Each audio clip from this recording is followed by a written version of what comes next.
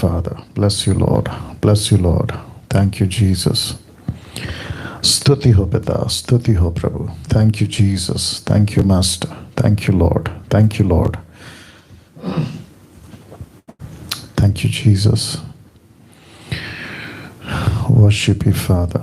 Worship you, Lord. Worship you, Lord. Stuti ho Prabhu. Stuti ho Pita. Thank you, Jesus. Thank you, Lord. Thank you, Lord. Thank you, Lord. Thank you, Jesus.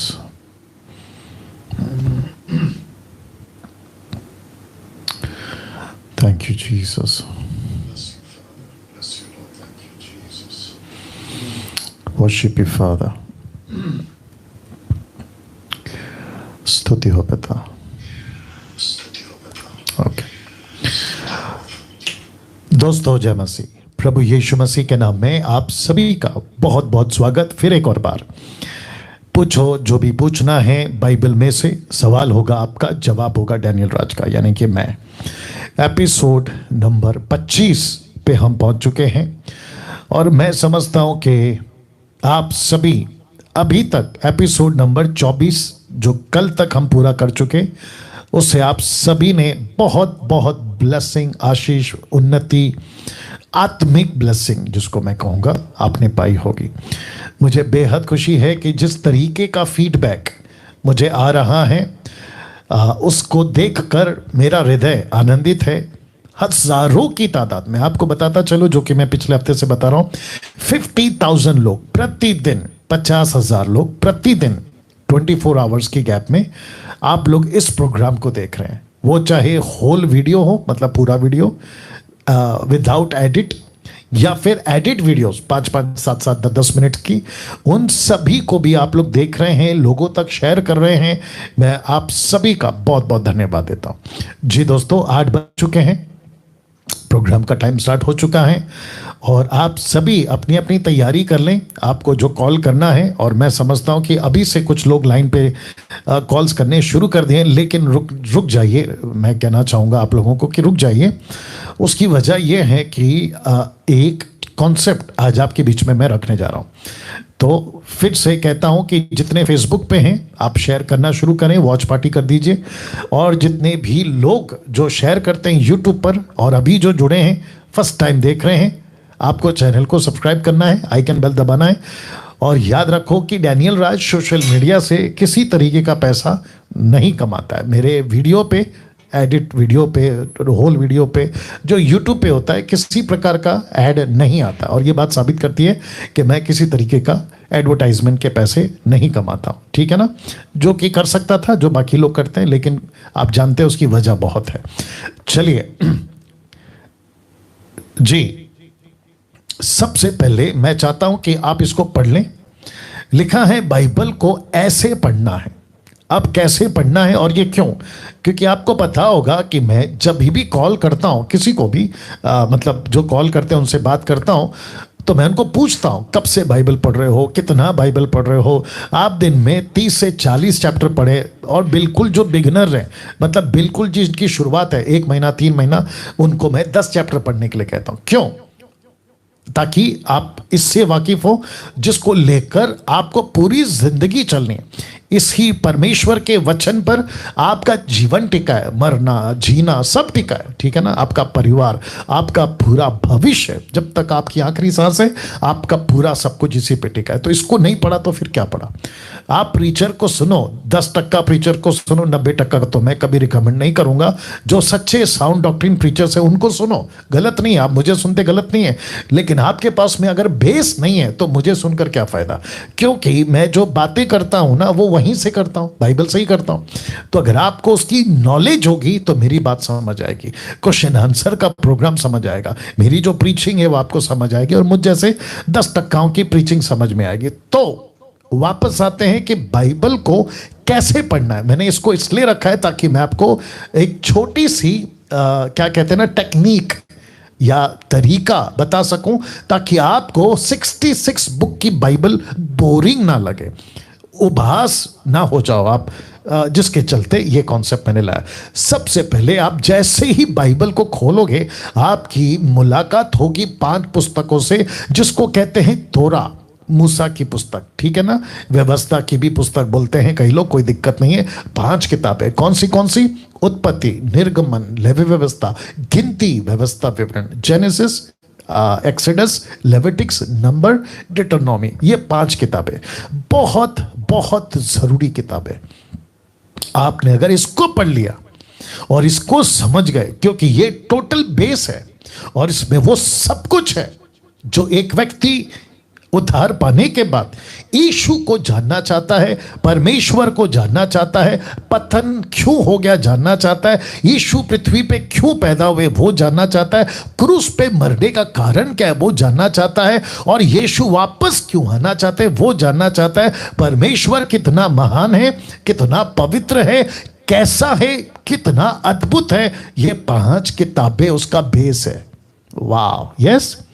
तो इस पुस्तक को पढ़ते वक्त आपको शुरुआत में स्टोरीज मिलेगी, आपको कहानियां मिलेगी, आपको घटनाएं, अद्भुत अद्भुत घटनाएं।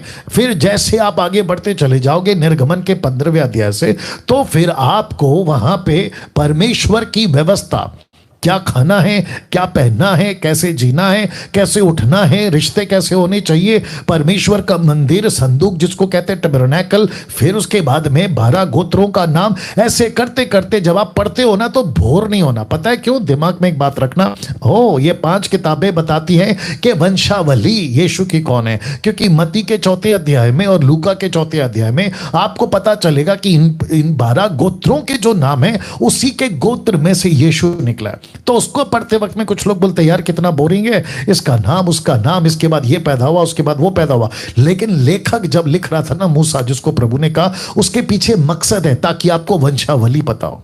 यीशु यूं ही नहीं पैदा हुआ, उसकी बहुत बड़ी हिस्ट्री है, उसके पीछे बहुत बड़ा वंश है, उसके पीछे राजा महाराजाओं का युग है, उसके पीछे याजकों का युग है, उसके पीछे महायाजकों का युग है। यीशु कैसा पैदा होगा उसकी प्रोफेसी है। ऐसे करते करते फिर आप पहुंचते हो इतिहास की पुस्तकों में। इतिहास का पुस्तक मतलब पहला शमूएल, दूसरा शमूएल, पहला राजा, दूसरा राजा, पहला इतिहास, दूसरा इतिहास। ये सब घटनाएं हैं जो हिस्ट्री को बताती है।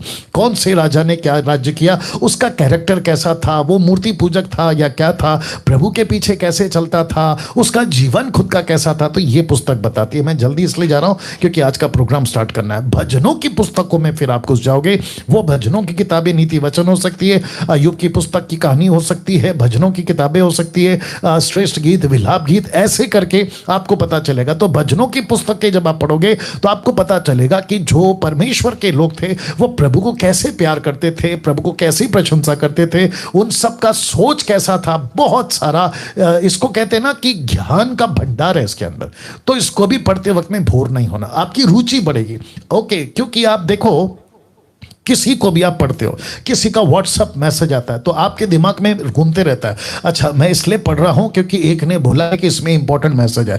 तो वो जो दिमाग में घूम रहा होता है ना, वो आपको पढ़ने के लिए मजबूर कर देता है। न्यूज़पेपर क्यों पढ़ते हैं? क्योंकि आपको किसी ने बोला होता है अरे एक घटना घट गई न्यूज़पेपर में है, अरे वो उसका घटना हुआ है वो न्यूज़पेपर में है, उसके चलते आप पढ़ते हैं। वैसे ही आपके दिमाग में पहले से प्रिपेयर होगा ना, मैं भजनों की किताबें पढ़ रहा हूं, ओके इसमें नॉलेज मिलेगा। मैं भजनों की किताबें पढ़ रहा हूं, ओके इसमें बहुत सारे प्रभु से कैसे प्यार करना है उसकी बातों को मिलेगा। तो जिसके चलते आप क्या करोगे, आपका इंटरेस्ट बढ़ेगा और पढ़ने में रुचि होगी ना। नबियों की किताबें, 3 मेजर नबी हैं, प्रॉफिट्स हैं, और बाकी 21 माइनर प्रॉफिट्स हैं, तो टोटल हो गए 24 के आसपास में। तो जब आप इसको पढ़ते हैं ना तो आपको पता चलता है कि ओके क्या क्या प्रोफेसी करी है, किस किस वक्त की प्रोफेसी करी है, कौन सी घटनाओं की प्रोफेसी करी है, यीशु की कैसे प्रोफेसी है, हिजकेल ने, यिर्मयाह ने, यशायाह ने क्या प्रोफेसी करी है। तो जिसके चलते आपको जो है पता चलेगा, जिसमें डैनियल की भी पुस्तक आ जाती है, तो आपको रुचि बनेगी, बढ़ेगी और आपका दिल करेगा, बोर नहीं होंगे आप। उसके बाद आता है 4 पुस्तक न्यू टेस्टमेंट का, इसलिए मैंने इसका कलर चेंज कर दिया क्योंकि न्यू टेस्टमेंट में मत्ती, मरकुस, लूका, यूहन्ना, इसको तो पढ़ना ही है, क्योंकि यीशु की बातें, पैदा कहाँ हुआ, कैसे बड़ा हुआ, क्या क्या चमत्कार हुए, क्या क्या प्रचार किया, कौन कौन सी आज्ञाओं को उन्होंने बताया और कैसे टैली करना है ओल्ड और न्यू से, ऐसे करके आपको 4 किताबों की रुचि है। फिर आती है चर्च हिस्ट्री, मतलब प्रेरितों की किताब 1 से 28 अध्याय, आपको फिर पता चलेगा कि ओके हिस्ट्री ऐसा है। फिर उसके बाद में आखिरी वो है लेटर्स, रोमियो की किताब से लेकर प्रकाशित वाक्य तक। ऐसे करके आपको फिर क्या करना पड़ता है, आपको पता चलता है कि ओके ऐसा करके आप जो है हर चीजों को समझ पाते हो। और जिसके चलते क्या हुआ, क्या है लेटर्स में, एक सेकंड दीजिए, LE, ओके एक ही जगह पे ई है, ओके एक सेकंड कर दिया जी। तो ऐसे करके आप क्या करते हैं, लेटर्स को पढ़ते हैं, पौलुस का है, पतरस का है, यूहन्ना का है, याकूब का है, ऐसे करके आप पढ़ते हैं। तो जिसके चलते मैं समझता हूं कि बातें आपको समझ में। अब आपके दिमाग में 66 बुक आ गया, एक 7-8 मिनट में मैंने आपको समझा दिया, तो अब आपकी रुचि बढ़ेगी। आप जब बाइबल पढ़ रहे होगे ना, तो मेरी बातें दिमाग में घूमी हुई, 5 किताबें ओके ऐसा है, इतिहास की किताबें ओके ये मिलेगा, भजनों की पुस्तकें ओके ऐसा मिलेगा, नबियों की पुस्तकें ओके ऐसा मिलेगा, 4 पुस्तकें, हिस्ट्री, लेटर्स, गॉट इट। तो ऐसे करके आपको बाइबल पढ़ना। मैं इसकी वीडियो को एडिट करके डाल दूंगा, आप लोग इसको खूब शेयर करें और दूसरों तक भी पहुंचाएं ना। अब जो 3 बातें आपको हमेशा याद रखनी होती है, अपने प्रश्न को स्पष्ट कर लें या लिख कर रखें। प्रश्न पूछने से पहले आप अपनी जगह पे शांति बनाए रखें और एक ही प्रश्न आपको पूछना है, तो जिसके चलते मैं समझता हूं कि आप सभी जो हैं बातों को समझ पाओगे। एक सेकंड दीजिए या जी, ये बॉक्स आपको याद होगा, आपके संतुष्टि अनुसार आपको जवाब नहीं मिलेगा। और कम से कम 200 माफ करें वीडियोस एडिट ऑलरेडी हो चुकी है 24 एपिसोड की। अगर उसमें से आपका कोई प्रश्न है तो नहीं पूछना, क्योंकि टाइम वेस्ट होगा, दूसरों का भी और मेरा भी और आपका भी, तो जिसके चलते आपको ख्याल रखना है। चलिए, अब मैं समझता हूं कि इस नंबर पे आपको प्रश्न पूछना है जी। पहला कॉल, पहला प्रश्न। हेलो, शांति जी जी जी जी जी, जय मसीह। हेलो जी, आप बात करिए सिस्टर। पास्टर जी, मैंने ये पूछना था, जैसे हमने बपतिस्मा ले लिया, हमने तौबा कर ली जी, तो हमारे पापों की क्षमा हमें मिल गई जी, तो उसके बाद भी हमें न्याय की कचहरी में खड़े होना पड़ेगा? ओके ओके, आप फिर पूछूंगा, कितने साल से मसीह हैं आप? हम 3 साल से। ओके, और बाइबल कितना पढ़ती हैं आप? 3 चैप्टर। ओके, अभी जो मैं बोल रहा था स्टार्टिंग का, वो आपने सुना? हाँ जी, हाँ जी जी। तो अब आपको कितना पढ़ना है बाइबल? कम से कम 10 चैप्टर। ठीक है जी। ठीक है ना। आपने जो प्रश्न पूछा है मैं उसका जवाब दे रहा हूं, और जितने दर्शक हैं 800 के आसपास, मैं आपको भी बताता चलूं कि बहन पूछ रही हैं कि जब हमारा उद्धार हो गया और हमने सत्य को जान लिया है, क्या उसके बावजूद भी हमें परमेश्वर के न्याय के सामने खड़ा रहना पड़ेगा? ऑफ कोर्स, बिल्कुल खड़ा रहना पड़ेगा, क्योंकि मसीह में होने के बाद भी आपने कुछ ऐसी बातें करी हैं, आपका जीवन कुछ ऐसी बातों से गुजरा है जो ठीक नहीं है बिब्लिकली, बाइबल के वचन के अनुसार, तो उसका हिसाब देना है। दूसरा, आपने जो कुछ मिनिस्ट्री में करी है पॉजिटिव वे पे, अच्छे तरीके से, प्रभु उसका अवार्ड देगा, इनाम देगा, तो उसको कहते हैं वो एक दर्जे का न्याय, जजमेंट है। दूसरा, जो कि जिसको कहते हैं ना फाइनल जजमेंट, सीधा उनका नाम पता चला जीवन की पुस्तक में नहीं है, सीधा उठा के आग की जेल में, तो वो अलग है, तो उसमें आप लोग नहीं होंगे, लेकिन न्याय सबका होगा। Right sister? जी जी जी। बाकी मैंने ये भी पूछना था, जैसे हम मान लो हम रोज 10 चैप्टर पढ़ते भी हैं जी, तो जो हमें नहीं समझ आ रहा जी, फिर भी पढ़ना है। जी जी जी, मैंने कहा ना, आपको शुरुआत में कुछ कुछ चीजें समझ में नहीं आएंगी, लेकिन आप पढ़ते जाओ पढ़ते जाओ पढ़ते जाओ, उसके बाद पवित्र आत्मा आपको समझाएगा। जी ओके। जैसे मैंने ना, जब से मैं इस लाइन में आई हूँ तो मैंने पढ़ना शुरू, पहले बार मुझे कुछ भी समझ नहीं आया, मैंने 1 साल पूरे में खत्म की, फिर मैंने 1 साल लगा के पूरी बाइबल खत्म की, फिर कुछ कुछ बातें समझ आई। अब जैसे तीसरी बार मैं बाइबल दोबारा से पढ़ रही हूँ, तो अब बहुत सी बातें समझ आ रही है मुझको। जी जी जी जी, सुन रहा हूँ, आगे बोलिए सिस्टर, जल्दी बोलिए। जी, अब जैसे हम पढ़ते हैं, अब जैसे हम समझ समझ के पढ़ते हैं, डेली के 3 चैप्टर भी पढ़ते हैं तो समझ के पढ़ते हैं। जी, गुड गुड गुड, ऐसे ही पढ़ना है। ओके, जी या जी जी, thank you thank you thank you, God bless you. Next call जी, अपना प्रश्न पूछिए। Praise the lord pastor ji. जी, प्रेज द लॉर्ड। सर मेरा प्रश्न है जी, मत्ती की इंजील चैप्टर 27 उसकी 46 आयत। ओके, 27:46 जी। हाँ, तीसरे पहर के निकट यीशु ने बड़े शब्द से पुकार कर कहा, एली एली लम्हा सबक्तनी, जी अर्थात हे मेरे परमेश्वर तूने मुझे क्यों छोड़ दिया। जी, सर मैं यही जानना चाहता हूँ कि परमेश्वर को, यीशु मसीह को पिता ने क्यों छोड़ा। उस ओके, समय पे। आप कितने टाइम से मसीह हैं? सर मैं पिछले 4 साल से। ओके, बाइबल कितना पढ़ते हैं सर आप? सर मैं बाइबल 3 या 4 या 5 चैप्टर पढ़ लेता हूँ। ओके, तो दिक्कत वही आ रही है सबकी, मतलब 90% जो कॉल करते हैं उनमें से ये दिक्कत आ रही है कि बाइबल को अभी अभी पढ़ना शुरू किया और बहुत कम पढ़ रहे हैं। जैसे मैं हमेशा कहता हूं, मैं आपका प्रश्न को उत्तर दूंगा भाई साहब, मेरे साथ लाइन में बने रहें, लेकिन वापस कहता हूं कि बच्चा जैसे ही पैदा होता है ना, माँ का, पिता का, डॉक्टर का, जो भी उनको संभालती है, काका काकी, नाना नानी, दादा दादी, एक ही फोकस करते हैं कि बच्चे को बड़ा करो, उसकी खुराक दो, उसको पालन पोषण करो। पहला पत्र 2 अध्याय वचन 2 में यही तो लिखा है कि नए बच्चे की तरह आत्मिक निर्मल दूध जो कि प्योरली वर्ड ऑफ गॉड है, उसकी लालसा रखो। तो आपको ये करना है। ओके भाई साहब, हाँ थैंक जी, यू पास्टर तो जी। जितना हो सके बाइबल पढ़ो। अब आपका प्रश्न का उत्तर दे रहा हूं, लाइन में बने रहें।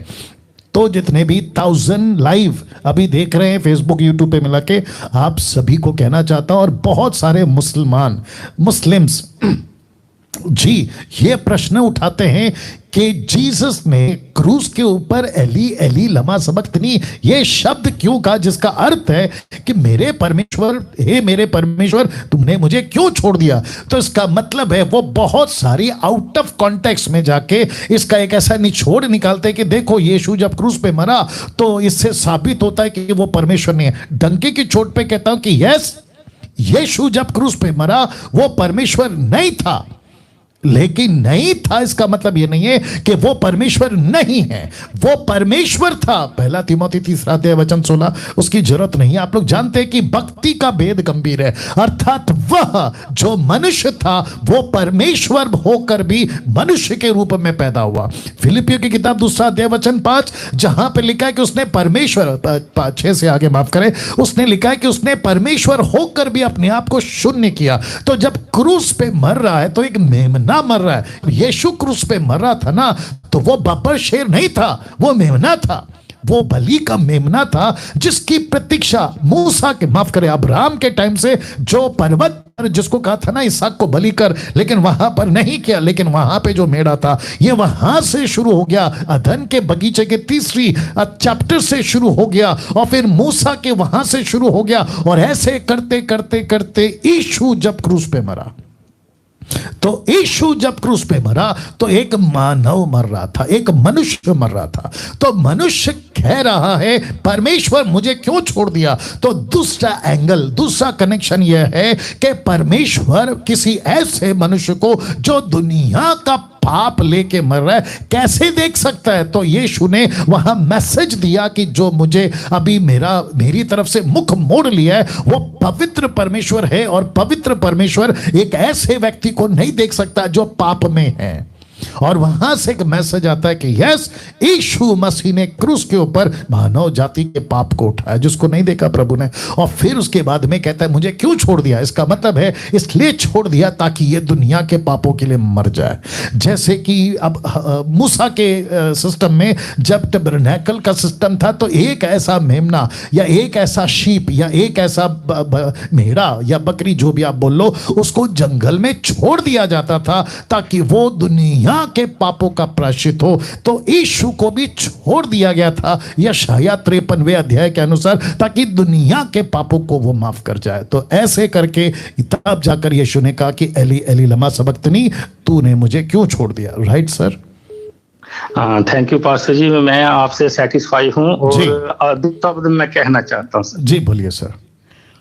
सर मैं आपका बहुत बड़ा फैन हूँ और मैं आपका शुक्रिया अदा करता हूँ। आपने बोला है कि चैप्टर पढ़ना है, बहुत ज्यादा पढ़ना है जी पास्टर जी। मैं 2 बार पूरी बाइबल को पढ़ चुका हूँ जी पढ़ना और समझना ये जी। अलग बात है। जी पढ़ने को तो सब आम पढ़ते हैं, हजारों जी। तोते पढ़ते हैं, कलमा कलाम पढ़ते हैं, लेकिन तोते की तरह रट लेना कोई इल्म नहीं, कोई ज्ञान नहीं। जी तो पास्टर जी जब से आपने समझाना शुरू किया है हमको पवित्र शास्त्र, जी तब से हमको समझ आई है कि बाइबल को वचन को कैसे पढ़ना है। जी। तब से हमको समझ में आई है, नहीं तो हमारा जो घर था ना वो रेत पर बनाया था पास्टर जी। बाप रे बाप रे। और मैं आपका बहुत बेहद शुक्रिया अदा करता हूं। मेरे पास अल्फाज नहीं है कि मैं कुछ शब्द बोल सकूं आपकी तारीफ में। बाप रे जी और सर मैं क्योंकि जो हमारे पास्टर थे उन्होंने हमारा जो घर था वो रेत के महल के ऊपर बनाया था। जी जी जी जी। वो मैं समझ बाइबल रहा को पढ़ना सर अलग बात है, समझना जी, समझना agree। बहुत जरूरी है सर। जी एग्री करता हूँ सर, बिल्कुल एग्री करता हूँ आपकी और बात सर से। जब से आपने हमको गाइडेंस दे रहे हैं सर, 2 साल से मैं आपके MMB से जुड़ा हूँ, तब से सर मुझे समझ आया कि बाइबल कैसे पढ़नी है और परमेश्वर का वचन हमको क्या कहना है। गुड भैया, बहुत अच्छी बात है। और इसमें सारी महिमा प्रभु को मिले, आपका मेरा कुछ नहीं है। आपने आपका बड़प्पन दिखाकर आपने जो प्रशंसा के शब्द बोले हैं, इसका सारा श्रेय सिर्फ यीशु को जाता है। नाउ भाई साहब, आपको एक प्रश्न पूछूंगा, आप कहाँ से हैं? मैं जम्मू से हूँ सर। अरे वाह वाह वाह वाह, जम्मू से। तो WhatsApp group Jammu and Kashmir MMB का आप उसमें जुड़ गए सर? जी जी सर, जी जी। Good good good. चलिए, तो संपर्क में रहेंगे ग्रुप के माध्यम से। आपको उसमें मेरी वीडियो आती रहेगी, मेरी वॉइस क्लिप आती रहेगी, और संपर्क में रहेंगे, ठीक है? मिलकर परमेश्वर के काम को आगे बढ़ाना है। Right sir? Right sir. जी थैंक जी यू जी। Pastor. Yeah God bless God bless God bless. Okay, next call जी, अपना प्रश्न पूछिए। हाँ पास्टर जी। जी Praise the Lord। जी जी जी, बोलिए सिस्टर। मेरा सवाल है, स्कॉलरशिप हो। आपका फोन नजदीक रखिए, पहले आपका फोन नजदीक रखिए। हाँ जी, मेरा फोन नजदीकी है। आप सुन रहे हैं क्या? जी जी जी, बोलिए। हाँ, स्कॉलरशिप जो 3:17 है, 3:17। जी, कुलुसियो 3:17। जी हाँ, उसमें जो भी तुम करो वचन में या कार्य में, जो भी कुछ करो सभी प्रभु के धन्यवाद के लिए करो, जी इसी तरह लिखा है। जी हाँ, तो हाँ, मैं पूछना चाहती हूँ, हमारे यहाँ एक पास्टर जी है, वो सब कुछ वो जब प्रार्थना करती है, जो उनका जो टीम है, तो उनके जो पिता पुत्र जो क्रॉस का जो चिन्ह होता है, वो कहती है कि जोर जोर से चिल्ला चिल्ला कर जो प्रार्थना होती है वो करती है। तो इस सब जो करती है, तो मैं जब बोलने जाती हूँ उनको, तो वो लोग कहती है कि हम जो कुछ भी कर रहे हैं प्रभु के महिमा के लिए कर रहे हैं। तो ये क्या ठीक है क्या? देखिए सिस्टर, आपकी भाषा, आपकी बात, आपका स्पष्टीकरण जो प्रश्न है ना, वो हम तक नहीं पहुंच रहा है। मैं बस इतना समझ पाया हूं, कुलुसियो 3:17, जो भी करो यीशु के नाम से करो। फिर आपने कहा कि कोई पास्टर हैं वो कुछ ऐसे करते हैं, तो वो मैं नहीं समझ पाया। तो आप एक काम करिए, सिर्फ उतना बोलिए कि आपको पूछना क्या है। मेरा पूछना है, जो मेरा एरिया में जो पास्टर है, लोकल जो पास्टर है, उनको बहुत मानती है। वो मेरे आपको जो मैं प्रचार देखती हूँ, आपको जो। जी माफी चाहता हूँ, आपको नहीं समझ पा रहा हूँ, माफी चाहता हूँ। नेक्स्ट कॉल प्लीज, क्योंकि काफी लोग वेटिंग में। जी, अपना प्रश्न पूछिए। हेलो जी, अपना प्रश्न पूछिए। सर, मैं प्रेज द लॉर्ड। जी जी, प्रेज द लॉर्ड, प्रश्न पूछिए। आपने जैसे जाना है कि ग्लोसा और जिब्रिस में क्या फर्क है, कहाँ से पता किया था कि हम भी अपने लोगों को बता सकें कि आज जो बोल रहे हैं वो जिब्रिस है? जी जी जी, तो आपका ये प्रश्न है कि ग्लोसा और जिब्रिस में क्या फर्क है? जी सर। ओके ओके, और आप कहाँ से है सर? सर, मैं हूँ तो उड़ीसा का, लेकिन अभी फिलहाल महाराष्ट्र में हूँ। अरे वाह वाह, गुड गुड। और आपका नाम क्या है? मेरा नाम करण तांडी है। मैं आपको कपिल पास्टर जी के थ्रू जानता हूं और अफसोस कर रहा हूं कि आपको पहले क्यों नहीं जुड़ा। अभी 20 दिन हुए बस मुझे जुड़ा। Good good good. ओके, तो नाम बताया आपने? करण जी लाइन पे रहें ना भाई। करण का जो है तो उड़ीसा के, लेकिन अभी ये रहते हैं महाराष्ट्र में। और साथ ही साथ इनका प्रश्न ये है कि ग्लोसा और जिब्रिश में क्या फर्क है, जिसको कहते हैं टंग्स, अन्य भाषा।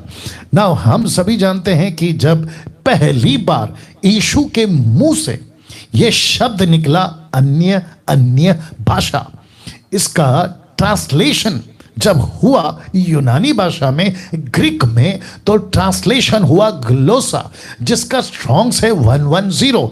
क्योंकि आज चैप्टर्स है, पत्री है, नाम है, लेकिन उन दिनों में जब स्टडी करना होता तो नंबर्स के हिसाब से, जिसको कहते हैं कि 110 तो 1100 यानी कि 1100, तो इसका मतलब क्या है, तो टक करके सामने आ जाता था। उन दिनों की बात है, लेकिन अभी तो खैर पत्री, नाम सब आ गया। तो ग्लोसा, उसके बाद जब पेंटिकोस का दिन आया तो ट्रांसलेशन आया ग्लोसा। फिर प्रेरितों का 10वां अध्याय ग्लोसा, प्रेरितों का 9वां अध्याय 19वां अध्याय माफ करे ग्लोसा, पहला कुरिन्थियों 12 अध्याय ग्लोसा, पहला कुरिन्थियों 14 अध्याय ग्लोसा। तो जितने भी ट्रांसलेशंस आए हैं ग्लोसा है, ग्लोसा है, ग्लोसा है 1100। उसका उच्चारण, इंटरप्रेट, ट्रांसलेशन यह है पृथ्वी की भाषा, अर्थली लैंग्वेज। और साथ ही साथ में जब पहली बार यीशु के मुख से यह शब्द निकला तो वो प्लूरल था, नॉट सिंगुलर, प्लूरल मतलब बहुवचन, एक वचन नहीं।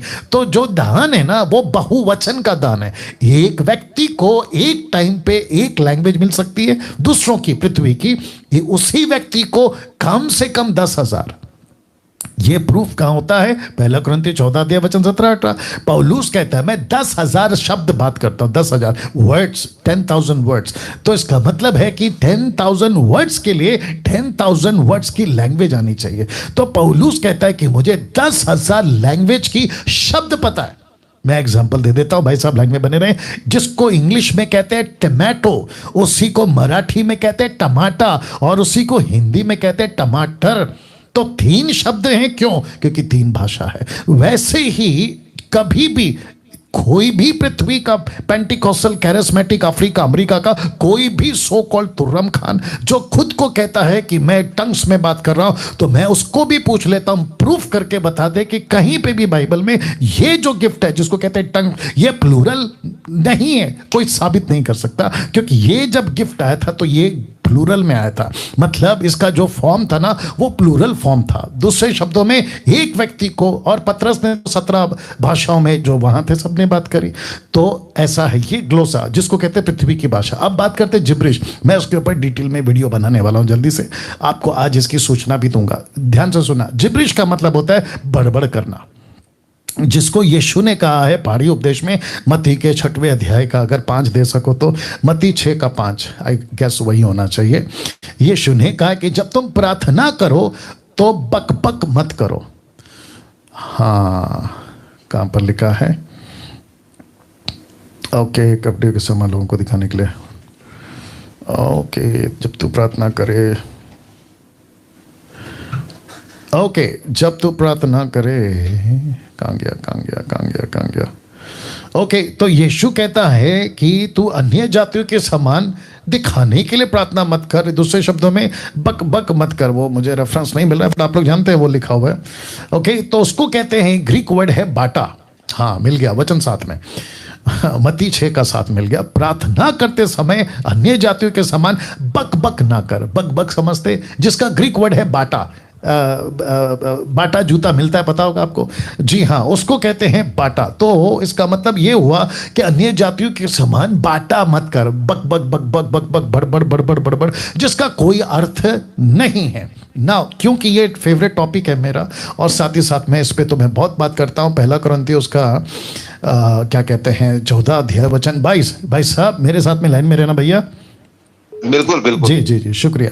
नाउ लिखा पहला कुरिन्थियों उसका 14 अध्याय वचन 22 में लिखा, इसलिए अन्य भाषाएं विश्वासियों के लिए नहीं परंतु अविश्वासियों के लिए चिन्ह है। सबसे पहली बात, अन्य भाषा ग्लोसा विश्वासी के लिए नहीं है, अविश्वासियों के लिए चिन्ह है। उसका जो यूजेज है ना वो विश्वासी के लिए पहली बात नहीं है, अविश्वासियों के लिए। और भविष्यवाणी विश्वासियों के लिए, अविश्वासियों के लिए नहीं परंतु विश्वासियों के लिए चिन्ह है। अंत यदि 23 कहता है कलीसिया एक जगह इकट्ठी हो और सबके सब अन्य भाषा बोले और बाहर वाले अविश्वासी लोग भीतर आ जाए, तो क्या वो तुम्हें पागल नहीं कहेंगे? पागल, तो इसका मतलब क्या है? इसका मतलब ये हुआ कि जिसको नहीं समझ आती कोई भी भाषा, आप उसके सामने अगर बात कर रहे हो उसको लगेगा ये आदमी पागल है। और जिसके चलते मैं समझता हूं कि बहुत सारे लोगों ने उसको लेकर क्या किया है, किसको, ग्लोसा को, लूसीफर ने उसको ट्विस्ट कर दिया, मैनिपुलेट कर दिया और एक ऐसा अपनी तरफ से एडिशन गिफ्ट डाल दिया जिसको कहते हैं जिब्रिश, होरा बारा बारा बारा बारा, ऐसा कुछ बोलते हैं। और जिसके चलते इसको कहते हैं कि जिब्रिश, इसको नहीं करना है। ये वीडियो जहां तक जा सकती है उन तक पहुंचाए कि जिब्रिश बिब्लिकल नहीं है, जिब्रिश बिब्लिकल नहीं है, ग्लोसा बिब्लिकल है, जो कि पृथ्वी की भाषा है। Right sir? बिल्कुल जी बोलिए सर।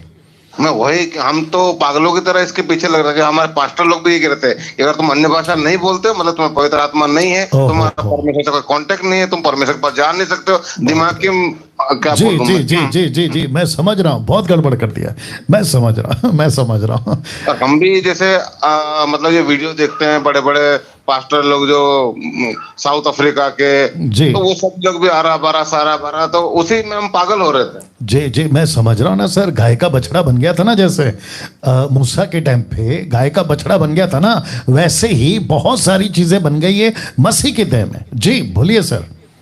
हाँ, उसी बात का अफसोस है कि मैं आपको जानता तो कई समय से था, आपसे प्रार्थना भी करवाने के लिए मैंने नंबर भी दिए हैं आपके दूसरों को। अच्छा, लेकिन आपसे कभी बात नहीं की और आपसे कभी कनेक्ट नहीं हुआ। जी जी जी अब आपको क्या करना है सर, आप या तो उड़ीसा के ग्रुप में ज्वाइन हो जाओ या महाराष्ट्र के ग्रुप में ज्वाइन हो जाओ। Right sir? जी जी हो चुका हूं। और साथ ही साथ आपको थोड़ी सी पॉलिश की जरूरत है, वो भी हो जाएगी। आपसे एक रिक्वेस्ट है, जी बोलिए सर। जिब्रिश और ग्लोसा के बारे में प्लीज आप एक वीडियो बनाना, ताकि हमारे परिवार में भी कुछ लोग हैं जो आरा बारा सारा बारा करने लगे हैं। जी जी जी आप क्लियरली बता सके। ठीक है ना, बिल्कुल करेंगे सर, बिल्कुल करेंगे सर। चलिए, thank you sir, God bless you. Thank you. Okay, next call. जी अपना प्रश्न पूछिए। हेलो जी जी अपना प्रश्न पूछिए सिस्टर। जय मसीह पास्टर जी। जी जय मसीह। जय मसीह की। मैं पास्टर जी, मेरा सवाल ये है जी कि एक विश्वासी विश्वास करते हैं जी और बपतिस्मा लेते हैं, और बपतिस्मा जो लेते हैं वो लेडीज पास्टर से लेते हैं। कौन से पास्टर से लेते हैं? लेडीज पास्टर से, वो लेडीज चर्च लगाते हैं पास्टर जी। ओके ओके ओके ठीक है जी। हाँ जी जी। तो कुछ समय से वो बहुत अच्छे वो प्रभु में रहती है, और कोई बात के कारण वो वहां से हट जाती है। जी ठीक है जी। और उसके बाद वो दूसरे पास्टर के पास चले जाते हैं। बड़ी मिशन है उनका, बड़ा मिशन में चले जाते हैं कि वहाँ पे मिनिस्ट्री बड़ी चल रही है, वहाँ पे बड़े बड़े मिरेकल होते हैं, सब कुछ होते हैं, और उस लेडीज पास्टर को छोड़कर वो दूसरे पास्टर में चले जाते हैं। ओके। उसके बाद जब वहाँ पे बपतिस्मा जो लेडी रहती है, तो प्रभु भोज का समय आता है, वो बोलते हैं कि मैं भी प्रभु भोज लेंगे। जी। तो फिर वो प्रभु भोज लेने के टाइम वो बड़े पास्टर जी उनसे पूछते हैं कि आप तो बपतिस्मा लिया हो? तो उसने बताया हाँ जी लिया हूँ। तो वो कहाँ लिए हो? तो वो बोला कि मेरे पास में नजदीक में चर्च लगाते हैं, पर वो लेडीज पास्टर है और मैं उन्हीं से बपतिस्मा लिया हूँ। तो उन्होंने उस बातों को वो अथॉरिटी मतलब नहीं दिया कि इसका हमारे मतलब कि कन्विनेंस में नहीं चलता है कि कोई लेडीज पास्टर दे और उसका मैं मान्यता दूं, ये आपको दोबारा बपतिस्मा लेना पड़ेगा। तो ये मेरा सवाल है पास्टर जी, क्या दोबारा बपतिस्मा लेने वाला सही है या देने वाला दोबारा सही है, या एक बार ही लेके प्रभु में चलते हैं? ओके ओके आपका नाम क्या है?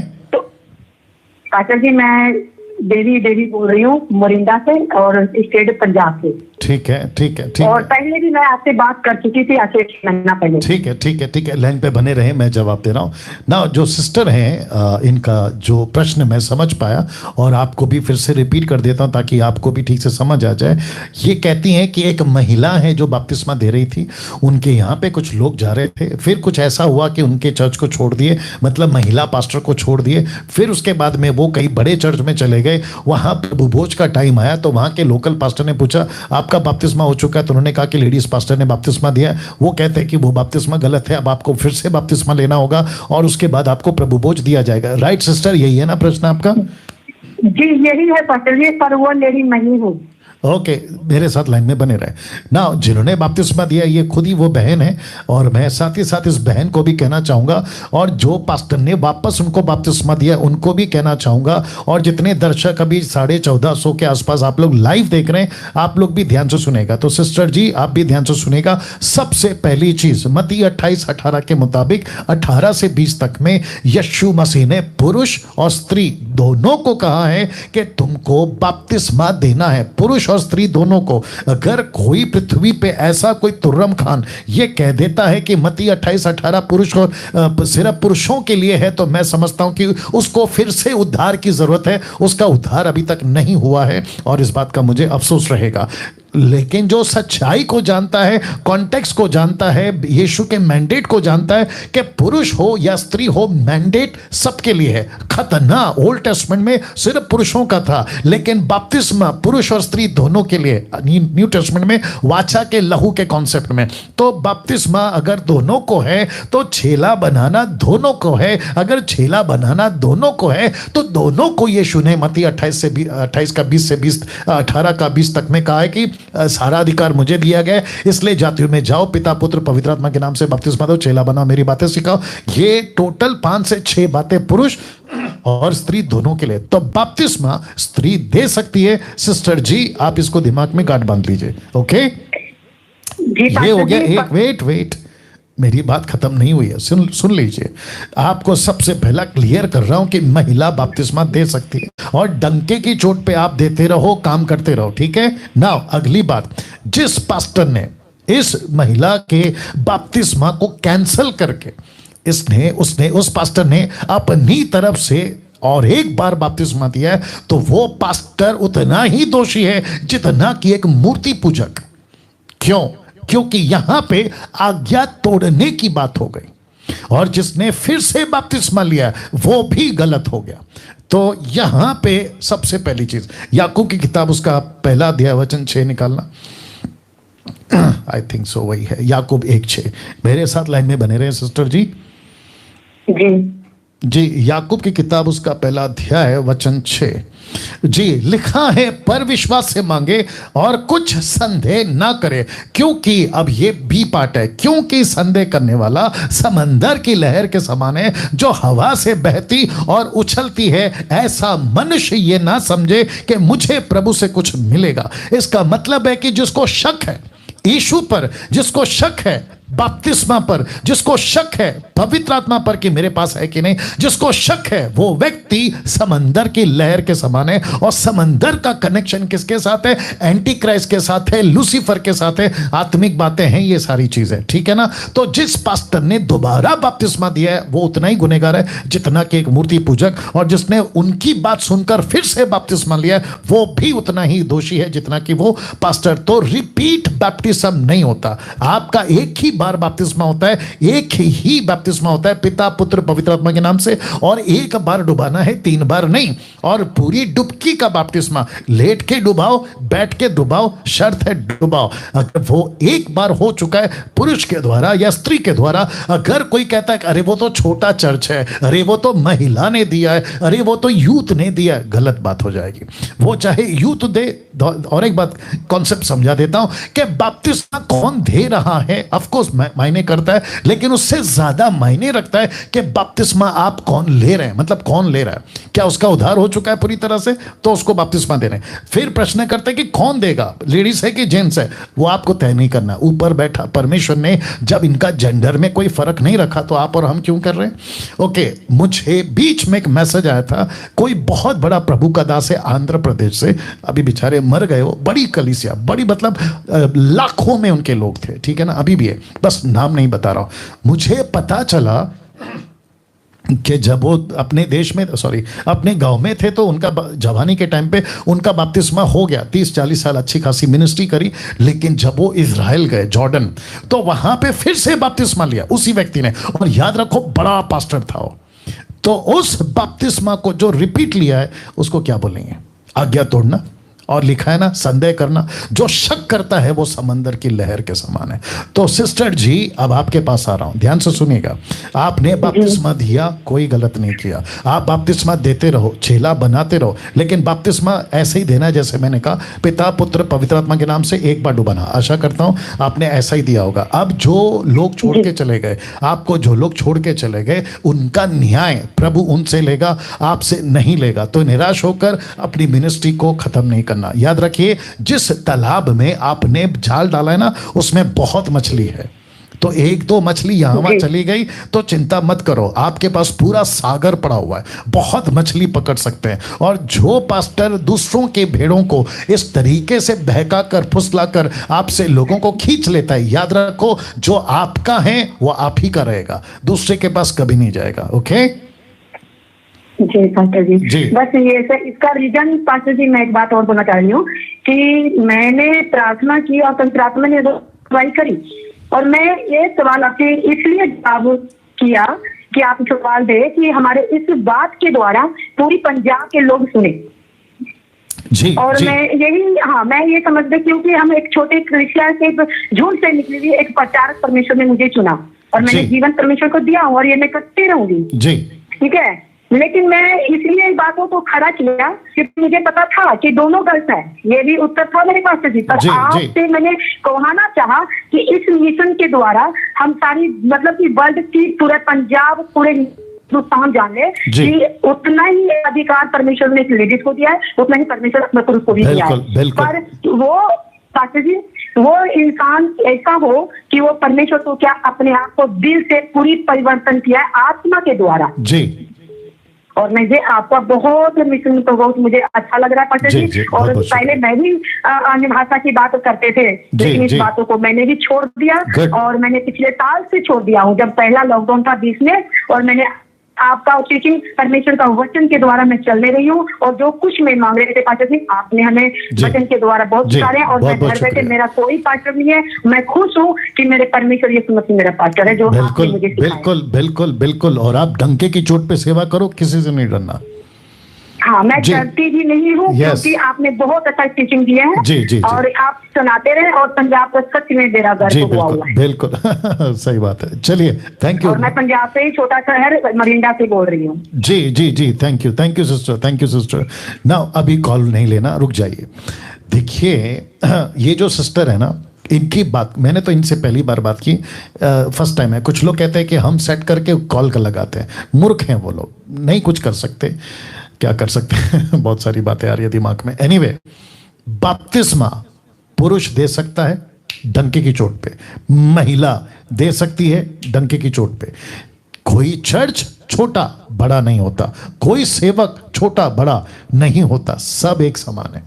उसकी नजर में सब एक समान है। किसी को वो 5 तोड़े देता है, किसी को 2 देता है, किसी को 1 देता है। ये कॉन्सेप्ट आप लोग भी जानते हैं, मैं समझा चुका हूं। लेकिन जिसके पास में बड़ी चर्च है, बी केयरफुल, क्योंकि उतना ही हिसाब देना है। रिपीट करता हूं, शायद नहीं सुना।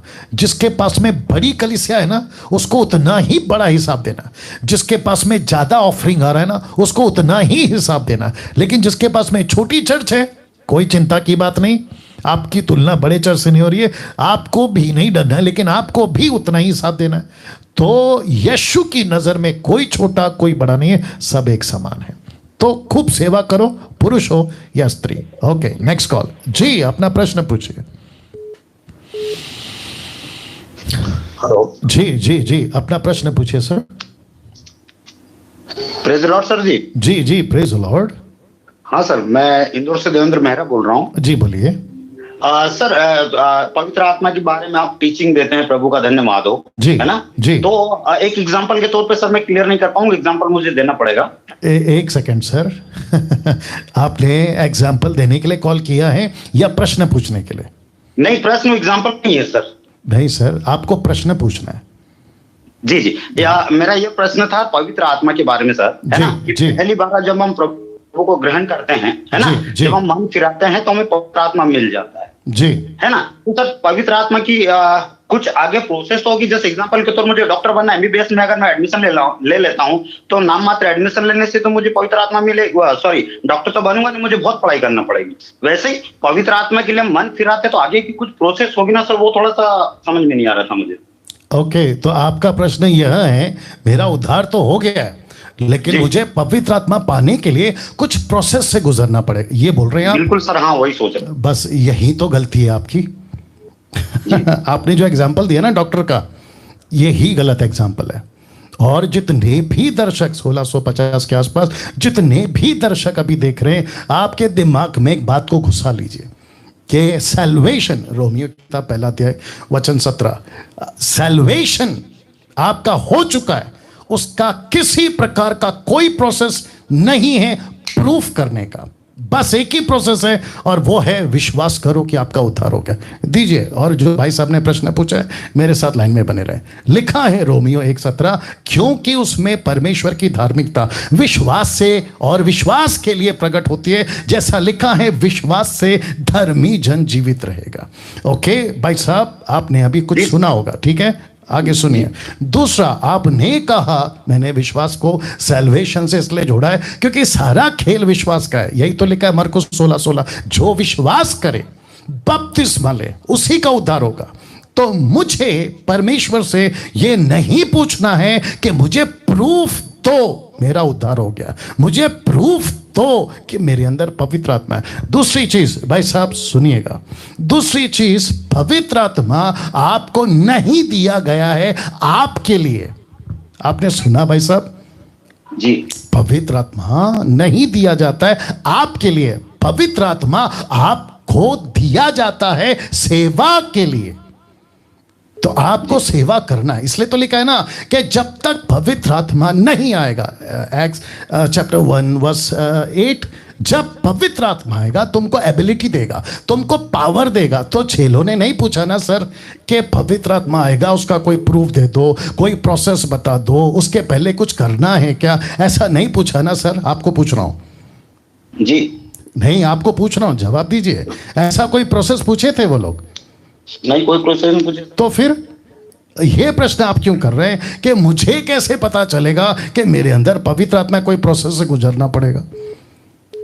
तो विश्वास करना है सर। और बपतिस्मा, माफ करें, पवित्र आत्मा आपको दिया जाता है सेविकाई के लिए, और यह चुनाव भी यीशु का है, कोई जबरदस्ती। मैं किसी से बात कर रहा था, मैंने कहा कि 1 2 3 ऐसे बोलने से पवित्र आत्मा नीचे नहीं उतरता, ये कोई दूसरी आत्मा उतरती होगी, लेकिन 1 2 बोलने से पवित्र आत्मा नहीं उतरता। कोई अमेरिका वाला या ऑस्ट्रेलिया वाला विदेशी, काला, माफ करें, सफेद कोट वाला एक व्यक्ति कहता है टच टच टच, तो उसकी कॉपी आजकल बहुत सारे लोग कर रहे हैं, टच टच टच। तो टच बोलने से पवित्र आत्मा नहीं आता, मैं आपको प्रूफ कर दूंगा, वो बात अलग है। दूसरा, रुमाल घुमाने से, हाथ को लहराने से, हाथ ऊपर उठाकर अभी मैं 1 2 3 बोलूंगा और जोर से फूंक मारूंगा तो सब नीचे गिरेंगे, ऐसे करने से भी पवित्र आत्मा नहीं आता। पवित्र आत्मा यीशु की मर्जी से आता है, पवित्र आत्मा खुद की मर्जी से आता है और उस पर आता है जिसके द्वारा उसको अपनी सेविकाई कराना है। ओके जी, या I hope you got the answer. या थैंक यू। Next call. एक काम करो, रुको, वाह, अब आप समझ गए होंगे। कुछ लोग बात को नहीं समझते। ये जो प्रोग्राम है ना, ये प्रश्न पूछने का प्रोग्राम है, ना तो एग्जाम्पल देने का प्रोग्राम है, ना आर्ग्यूमेंट करने का प्रोग्राम है, ना किसी प्रकार का बहसबाजी। अगर बहस करने का इतना शौक है, डिबेट करने का इतना शौक है, आर्ग्यूमेंट करने का इतना शौक है, मेरे को तो नहीं है, वो बात आप जानते हैं, लेकिन जिसको भी है ना, तो जाके करो ना मुसलमानों से, जाके करो ना सनातन धर्म वालों से, राहुल आर्या से, अगर इतनी ताकत है तुम में। तो जितने भी लोग देखते हैं, क्योंकि मेरे को पता है कि ये जो प्रोग्राम है ना, ये पीक पे है और आग लगा रहा है, मैं जानता हूँ। तो बहुत सारे लोग ऐसे भी हैं, इन भाई को नहीं बोल रहा हूँ, एक जनरल बात कर रहा हूँ, बहुत सारे ऐसे लोग हैं जो तिल मिला रहे हैं, उनको तकलीफ हो रही है कि यार ये कैसे कर जा रहा है। तो वापस कहता हूँ, मेरी वीडियो को देखकर आपको नहीं समझ में आता, उल्टा सीधा बकवास मत किया करो। जैसे मैं कल बता चुका हूँ कि 2 तरह की भीड़, आपको देखती है, एक आपको सुनेगी, दूसरा आपको नहीं सुनेगी। तो जो नहीं सुनती है ना, उसको कुछ कीड़ा काटता है। वो क्या करते हैं, मेरी फोटो डालेंगे, खुद का फोटो डालेंगे और ऐसा डाल देंगे मेरे अगेंस्ट में, और बकते रहेंगे जो बकना है, और उसके चलते उनको लगता है कि वो डैनियल राज को सुधार देंगे। तो मैं आपको बता दूं, आप मेरे को नहीं सुधार पाओगे किसी भी लेवल पे, किसी भी कीमत पे। मेरे को ऑलरेडी किसी ने सुधारा है, और वो है यीशु, और सुधार के यहाँ बिठाया आपके बीच में, या मसीह समाज के उन्नति के लिए। तो भैया अपनी कोशिश मत करो, थक जाओगे। वापस कहता हूँ, थक जाओगे। अपनी पैसे, अपनी एनर्जी, आपका जो शूटिंग का जो खर्चा है, उसको कर करके थक जाओगे। तो अपनी एनर्जी, अपना लाइफ और अपना ताकत सुसमाचार सुनाने में डालो, किसी को बचाने में डालो, मेरे पीछे मत डालो। और मुझे प्रभु प्यार कर रहा है, वो काफ़ी हो गया। आप लोगों का अटेंशन नहीं चाहिए। सो इसका ख्याल रखें। तो वापस कहता हूँ, बी केयरफुल। आप जिसको कॉल करते हैं उसको 18 पता है, तो 17 मत सिखाया करो। जी नेक्स्ट कॉल। जी अपना प्रश्न पूछिए। हेलो जी अपना प्रश्न पूछिए। सर, मेरा नाम विशांति है, मैं बीड महाराष्ट्र से बोल रही हूँ। जी सर, मेरा क्वेश्चन ये है कि अगर कोई विश्वासी सर जिस व्यक्ति को मतलब विश्वासी जिस व्यक्ति को दुष्ट आत्मा ने पकड़ा है उस पर प्रार्थना करता है, उस समय जो जिस व्यक्ति के अंदर वो दुष्ट आत्मा है, तो वो व्यक्ति उस विश्वासी के ऊपर अटैक कर सकता है, मतलब वो दुष्ट आत्मा। जी जी जी आपका नाम क्या है? विशांति। और सर एक सेकंड आपका नाम विशांति? विश्रांति। और आप भीड़ से हैं? हाँ सर। जी आपकी एज क्या है? 20। और आप बाइबल कब से पढ़ती हैं या कितना पढ़ती हैं? सर 1-1.5 महीना हो गया, 1 या 2 चैप्टर। ओके, तो 1.5 महीने से आप बाइबल पढ़ रही हैं? Yes sir. गुड। तो दूसरे शब्दों में मैं ये समझूं कि आप 1.5 महीने से मसीह हैं, मतलब अभी अभी आप आई हैं? हाँ सर। गुड। और कौन से चर्च में जाती हैं भीड़ में? सर मतलब यहाँ पर चर्च नहीं है। हाँ। घर पर ही लेते हैं, मतलब हमारे घर पर ही आते हैं वो ने बस कुछ। नाम क्या है वो पास्टर का जो आते हैं? पास्टर वो सर मुंबई से है, मतलब हमारे रिलेटिव ही है। नाम क्या है बेटा, नाम बोलो। कविता ससाने। अच्छा, Kavita Sasane. Okay, no problem. जी तो आपका प्रश्न का उत्तर दे रहा हूँ, ठीक है? सर आगे थोड़ा सा बोलना था, मतलब वही क्वेश्चन कंटिन्यू करना था। हाँ सर, तो वो मैंने मतलब यूट्यूब पर एक गवाही देखी थी एक पास्टर की सर, तो वो कह रहे थे कि वो कोरोना के चलते वो सारे देश के लिए प्रार्थना कर रहे थे।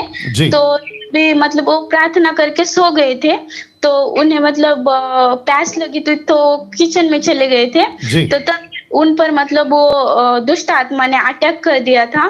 तो वो कह रहे थे कि वो किचन में की सारी चीजें हिल रही थी, मतलब ऐसे कुछ बर्तन वगैरह नीचे गिर गए थे। तो सर मतलब दुष्ट आत्मा ऐसा कर सकते हैं कि मतलब चीजें ओके, मैं जवाब दे रहा हूँ, ठीक है? लाइन में बने रहो। जितने भी दर्शक हैं 1770 के आसपास में, आप ही सुनिएगा। इस लड़की का प्रश्न यह है कि जब एक विश्वासी मसीह, लड़का लड़की पुरुष स्त्री, 1 महीने का या 1 साल का या 50 साल का, क्या दुष्ट आत्मा उसके ऊपर अटैक कर सकती है अगर वो निकालने जा रहा है? उसने हाथ रखा का दुष्ट आत्मा, या हाथ रखा या डांटा, जो भी है, हाथ तो खैर नहीं रखना है, डांटो काफी हो जाता है। क्या वो पलट कर उस प्रभु के दास पर या उस विश्वासी पर या उस लड़का लड़की पर अटैक कर सकता है? ये इनका प्रश्न है।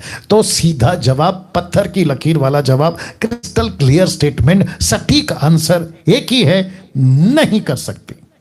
क्योंकि जो आपके अंदर है ना, 1 यूहन्ना 4 अध्याय वचन 5 आई गेस, जो आपके अंदर है ना वो उससे ज्यादा शक्तिशाली है जो बाहर है। और मैं 2-3 स्क्रिप्चर दूंगा क्योंकि अच्छा प्रश्न पूछा लड़की ने, और मैं चाहता हूं कि आप लोग इस बात को समझें। ओके, मुझे लगता है कि 1 यूहन्ना 4:4 लिखा है, हे बालको तुम परमेश्वर के हो और तुमने उन पर जय पाई है, क्योंकि जो तुम में है वह उससे जो संसार में बड़ा है। इसका मतलब है बेटा, आपका ध्यान है ना मेरी बातों पर? हाँ सर। जी तो आपके अंदर जो है ना वो उससे भी बड़ा है जो बाहर है। वो चाहे दुष्ट आत्मा हो, लूसीफर हो, या कोई भी कलकत्ता का, साउथ अफ्रीका का जादूगर हो, किसी भी। इफिसियों 1:13 और 4:30, 1:13 आई गेस, इफिसियों 1:13। जी ध्यान से देखिएगा क्या लिखा है। ओके, लिखा है या 1:13, इफिसियों 1:13, उसी में तुम पर भी जब तुमने सत्य का वचन सुना जो तो उद्धार का सुसमाचार है, जिस पर तुमने विश्वास किया, प्रतिज्ञा की हुई पवित्र आत्मा की छाप लगी। और इसी का 4:30 निकाल के देना। तो इसी का 4:30 में भी लिखा है कि पवित्र आत्मा की छाप आपके ऊपर लगी हुई है। That's it. ओके, नहीं चाहिए। तो इसका मतलब है कि 2-3 स्क्रिप्चर आपको बता दिया, हालांकि ऐसे 3-4 दर्जन स्क्रिप्चर है जहां पे लिखा है कि जब पवित्र आत्मा, परमेश्वर का आत्मा, यीशु का आत्मा जिसने उसको जिलाया आपके अंदर रहता है। तो फिर मुझे बताओ बेटा, आपका नाम तो मैं भूल गया हूं, आप मुझे प्लीज बताइए, क्या कोई भी दुष्ट आत्मा आपको अटैक कर पाएगा? नहीं सर। एग्जैक्टली वैसे ही आप कौन है पता है? आप आग हो, आप परमेश्वर की पवित्र आत्मा की आग हो। जैसे लूका की किताब उसका 12:49 में लिखा है कि मैं पृथ्वी पर आग लगन है। इसका मतलब है कि जो परमेश्वर है ना, पवित्र आत्मा एक आग को भी दर्शाता है। आप लोग जानते हैं इस बात को। तो आग में जो भी गिरेगा वो चीज जलेगी या आग को नुकसान होगा? आपको पूछ रहा हूं, किसको नुकसान होगा? आग को नुकसान होगा या जो आग में गिरेगी उसको नुकसान होगा? जो आग में गिरेगी उसको। एग्जैक्टली। तो आप कौन है? आप यीशु की बेटी हैं। दूसरा, पवित्र आत्मा का छाप है। तीसरा, परमेश्वर आपके अंदर रहता है। वो पास्टर हो या कोई भी हो, तो दुष्ट आत्मा कैसे टच कर सकती है? अब आपने जो एग्जाम्पल दिया ना यूट्यूब वाला, अब हमको नहीं पता ना कि उसका जीवन प्रभु के साथ कैसा है। वो कहता तो है कि प्रभु का दास है, वो खुद को पेश भी करता है प्रभु का दास है, लेकिन किसी के एक्सपीरियंस से किसी के साथ कुछ घटना घटी, उसको उठाकर वचन के साथ में तोड़ मरोड़ के डॉक्ट्रिन नहीं बना सकते ना बेटा। नहीं सर, वही तो क्लियर करने के लिए जी, तो मैं भी वही क्लियर कर रहा हूं कि किसी प्रकार का यूट्यूब का वीडियो उठाकर कि उसके साथ ऐसा हुआ तो मेरे साथ में भी होगा, कभी नहीं होगा। क्योंकि वचन अलग है और किसी के साथ में कोई सुपर नेचुरल घटना घटती है वो अलग है। इसलिए मैं जब टंग्स का टीचिंग देता हूं, जिब्रिश की बात करता हूं, तो कहते हैं कि मुझे तो अनुभव हुआ। तो तुम्हारा अनुभव गलत हो सकता है, लेकिन प्रभु का वचन नहीं गलत हो सकता। आपको कुछ सुपर नेचुरल डिमोनिक या शैतान का कोई एक्सपीरियंस आपको हुआ, उसको आपने कनेक्ट कर दिया परमेश्वर से, वो गलत हो सकता है, लेकिन वचन कभी गलत नहीं हो सकता। ओके बेटा, बोलो।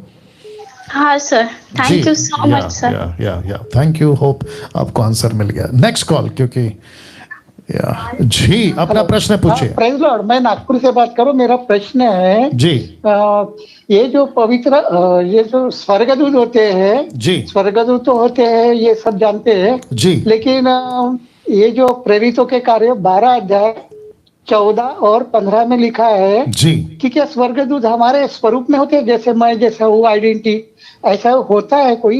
नहीं सर, जैसे मैं नहीं तो लिखा है यहाँ पे, तो मैं पूछ रहा हूँ। मेरा बताओ। एक सेकंड रुकिए दीजिए। आपने कौन सा रेफरेंस बोला? प्रेरितों की किताब 12 का क्या? 12:14 और 15। ठीक है, 1 मिनट रुकिए जी। यहाँ पे लिखा है, पतरस का शब्द सुनकर उसने आनंद के मारे फाटक ना खोला, परंतु दौड़कर भीतर गई और बताया कि पतरस द्वार पर खड़ा है। उन्होंने उससे कहा, तू पागल है? परंतु वह दृढ़ता से बोली कि ऐसा ही है। तब उन्होंने कहा, उसका स्वर्गदूत होगा। अरे बाप रे जी। तो आपका प्रश्न क्या है सर? एक सेकंड, जब मैं बात करता हूँ आपको शांत हो जाना है। मैं पूछ रहा हूँ आपका प्रश्न क्या है इसमें से? वो स्वर्गदूत होते हैं जैसे मैं हूँ या आप है, तो ऐसा दोनों जैसे जेरॉक्स कॉपी होते हैं वो। ओके, ध्यान से सुनेगा, जितने दर्शक है वो भी सुनेगा। वचन वापस देना। दिक्कत यही है, पढ़ते नहीं है ठीक से लिखा है, परंतु वो दृढ़ता से बोली कि ऐसा ही है। तब वहां का कोई व्यक्ति, वहां का कोई पास्टर, वहां का कोई लीडर, उसने रूधे नाम की लड़की से कहा, तब उन्होंने कहा उसका स्वर्गदूत होगा। किसका स्वर्गदूत? पतरस का स्वर्गदूत। ऐसा नहीं लिखा है कि पतरस स्वर्गदूत है, उसका स्वर्गदूत होगा। तो इसको आप क्या कहोगे कि ये पतरस जो है वो स्वर्गदूत बनकर आया, या पतरस स्वर्गदूत जो है पतरस का रूप ले लिया? नॉट एट ऑल, कभी नहीं हो सकता। दूसरी चीज, क्या यहां पे उसने ये कहा है कि पतरस स्वर्गदूत बनकर आया? नहीं, लिखा है उसका स्वर्गदूत होगा। इसका मतलब है कि उनको मिसअंडरस्टैंड हो सकता है। किसको? वहां के लोगों के, क्योंकि प्रभु ने नहीं कहा ना। भाई साहब, आपको भी पूछ लेता हूँ, लगे मेरी बात सुनिए। आपको मेरी बात सुन लो सर जी सुनिए, जी सुनिए। तो मेरा बाप रे, मेरी बात सुनिए सर, बात सुनिए। सुनिए, मैं आपको पूछ रहा हूं क्योंकि दर्शक देख रहे हैं, कम से कम 1900 लोग आपको देख रहे हैं, मतलब आपकी बातों को सुन रहे हैं, हमारा प्रोग्राम देख रहे हैं, उनको भी आपका जो मैसेज है ना पहुंचाना है, ठीक है ना। आपने कहा कि स्वर्गदूत पतरस जैसा बन सकता है क्या? तो नहीं बन सकता सर, क्योंकि यहां पे ऐसा कुछ नहीं लिखा है कि स्वर्गदूत पतरस बनकर आया। ये जो वहां की पब्लिक थी ना, जो मसीह पब्लिक थी, देखो ध्यान से सुनिएगा, आपको पता है पतरस छूट गया, पतरस जेल से छूट गया, सब कुछ मैसेज मिल गया, उसके बावजूद भी ये लोग प्रार्थना करना बंद नहीं कर रहे हैं। अब आप इसको क्या कहोगे? इसको ये कह सकते हैं कि लैक ऑफ अंडरस्टैंडिंग, अंडरस्टैंड नहीं कर पा रहे हैं सिचुएशन को, बातों को नहीं समझ कर पा रहे हैं, राइट। परंतु वचन 16 कहता है, परंतु पतरस खटखटाता ही रहा, अंत उन्होंने खिड़की खोली, उससे देखकर चकित रह गए। तो यहाँ पे अभी कौन है सर? स्वर्गदूत है या पतरस? पतरस है। हाँ, तो अभी कौन सा, एक मिनट सर, अब यहाँ पे कॉन्सेप्ट क्लियर हो गया ना कि ये पतरस है। तो गलती अरे सर, गलती दूसरों की है, जिनका इंटरप्रेट है उनकी गलती है। तो उसको उठाकर अगर ये कह देंगे कि स्वर्गदूत भी पतरस बन सकता है, ये टोटल गलत है सर। बोलिए। ठीक है सर, ठीक है, मैं समझ गया हूँ, क्योंकि मेरे मन में वही बात आ रही थी कि हमारा जो स्वर्गदूत होता है हमारे स्वरूप में ही होता है। नहीं सर, बिल्कुल गलत बात है।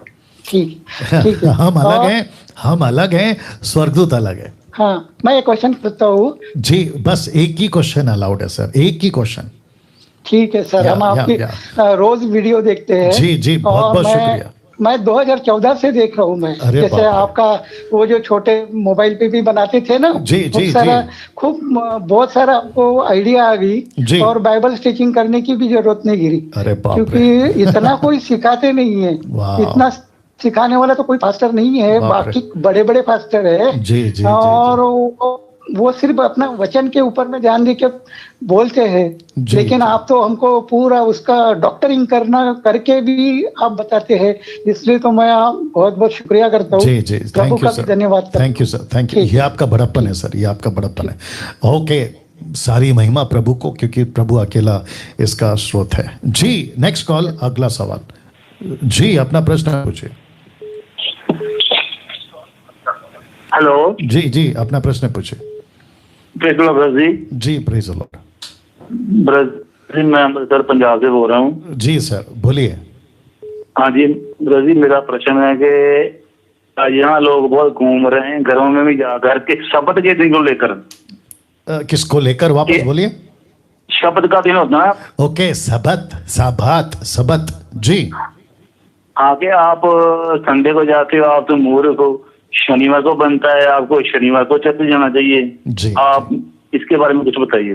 जी, कुलुस्सियों किताब उसका 2 अध्याय वचन 16 से देना।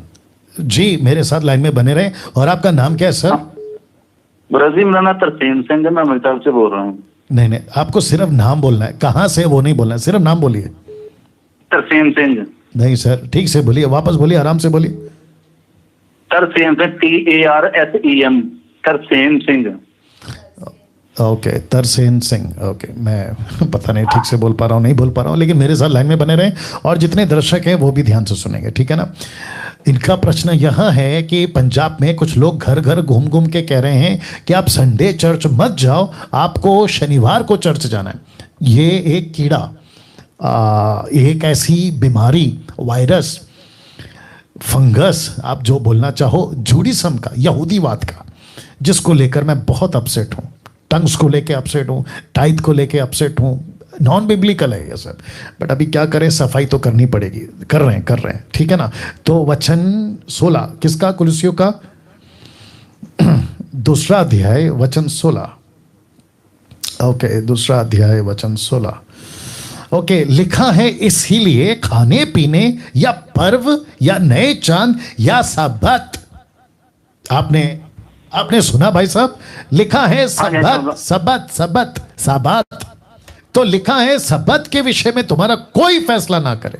सबसे पहली लाइन पौलुस कहता है, इसको लेकर तुम्हारा कोई फैसला ना करे। वचन 17 लिखा है, क्योंकि ये सब आने वाली बातों की छाया है। These are the shadows. फिर कहते हैं, पर मूल वस्तु, मतलब जो इंपॉर्टेंट है वो कौन है? मसीह मसीह है और मूल वस्तु मसीह की है। इसका मतलब है कि हमें किसी प्रकार का कोई सबक, किसी प्रकार का नया चांद, जूडिज्म फेस्टिवल यहूदियों का, किसी प्रकार का पर्व, मटन ऐसे खाओ ऐसे काटो, यहूदी लोग सर पे शॉल ओढ़ते हैं तो हम भी ओढ़ेंगे, शोफार बजाना, वो जो शोफार होता है ना उसको फूकने से पवित्र आत्मा आएगा, अभिषेक आएगा। नॉनसेंस।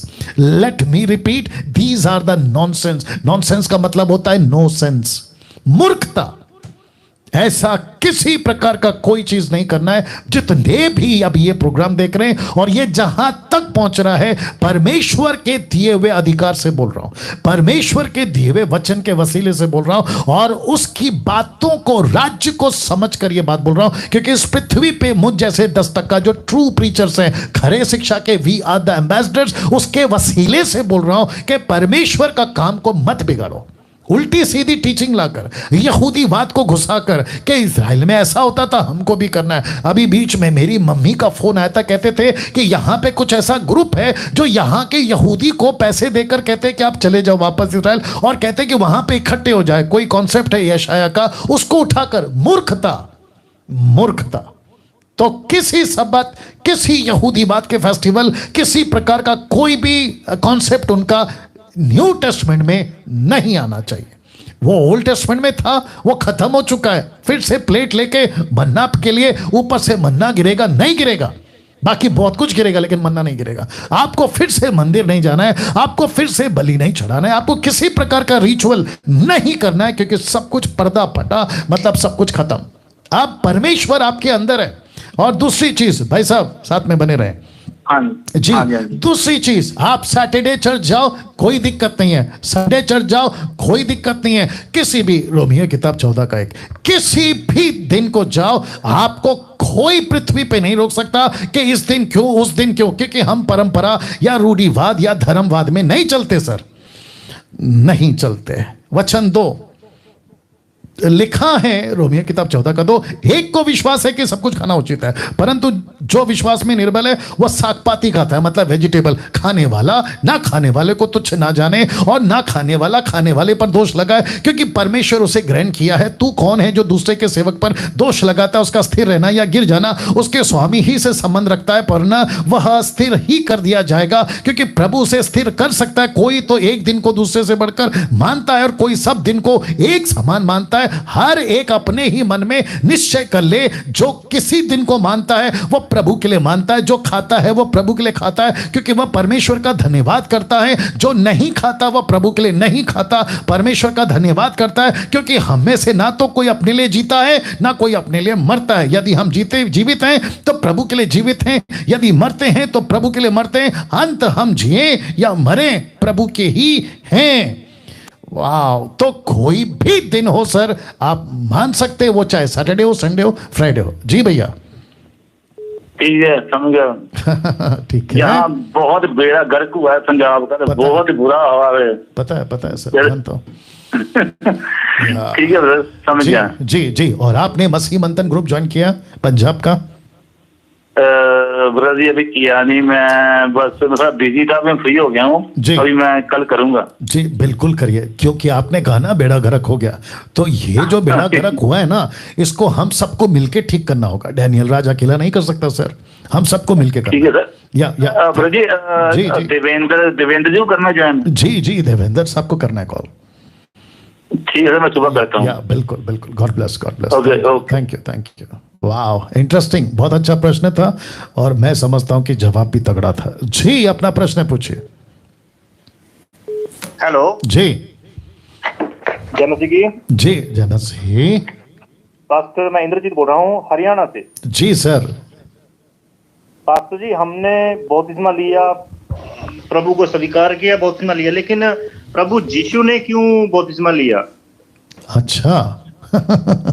आप कहाँ से हैं? हरियाणा से? जी। और आपका नाम क्या है? इंद्रजीत। इंद्रजीत। कब से मसीह है इंद्रजीत जी? सर मैं पहले लेबनान में था। ओके। वहाँ पे श्रीलंका का था। ओके। तो मैंने वहीं 2 बपतिस्मा लिया था, लेकिन वचन में नहीं पढ़ा, वहाँ के काम ऐसे थे कुछ, तो अभी मैं कुछ टाइम से इंडिया में परमानेंट आ गया हूँ। मतलब आप कब से मसीह, वो बता दीजिए बस। 2009 से। हाँ, तो इसका मतलब है अच्छा खासा वक्त बीत गया आपका। कम से कम 10-12 साल तो हो गए हैं आपके मसीह में होके, राइट? जी जी जी, या जी। और बाइबल कितना पढ़ते हैं सर? बाइबल अभी तो मैं 10-12 चैप्टर पढ़ता हूँ, लिखता बहुत हूँ, आपके वचन भी सुनता हूँ, कहीं और से भी नॉलेज मिलती है उसको भी मेंशन करता हूँ अपने रजिस्टर पे, कॉपी पे। गुड गुड गुड, कोई दिक्कत नहीं है, लेकिन खरी शिक्षा सुनिएगा। जी जी बिल्कुल, मैं मैं मेंबर बन चुका हूँ। Good good good good. Now भाई साहब आप लाइन पे बने रहें, और जितने दर्शक हैं 1900 के प्लस, मुझे नहीं मालूम आप लोग जितने भी दर्शक हैं, जी हाँ 1900 के आसपास में, आप सभी को बताता चलो भाई का प्रश्न है कि यीशु ने बपतिस्मा क्यों लिया? वो तो परमेश्वर है, चेलों ने बपतिस्मा लिया, हम बपतिस्मा लेते हैं, लेकिन यीशु ने बपतिस्मा क्यों लिया? भाई साहब एक प्रश्न पूछ सकता हूं आपसे? जी जी जी, जी आपका फोन नजदीक कर लीजिए। जी भैया, जी जी, आपका फोन नजदीक करिए। जी जी जी, अब ठीक है, अब ठीक है, ओके। नाउ आपको पता है अगर यीशु बपतिस्मा नहीं लेते तो आपको पता है क्या चलती बात मसीहत में, कि यीशु ने बपतिस्मा नहीं लिया, मैं क्यों लूं? हाँ ये बात तो है।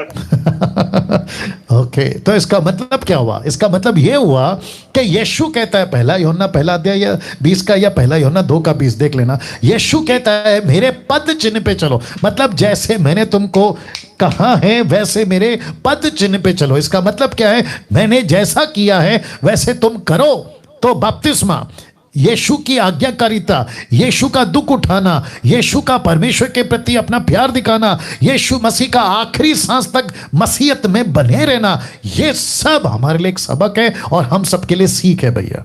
तो जिसके चलते यीशु ने कहा कि ओके मैं आत्मा से भरा, तुम भी भरो, मैंने बपतिस्मा लिया, तुम भी बपतिस्मा लो, ये है ना भैया?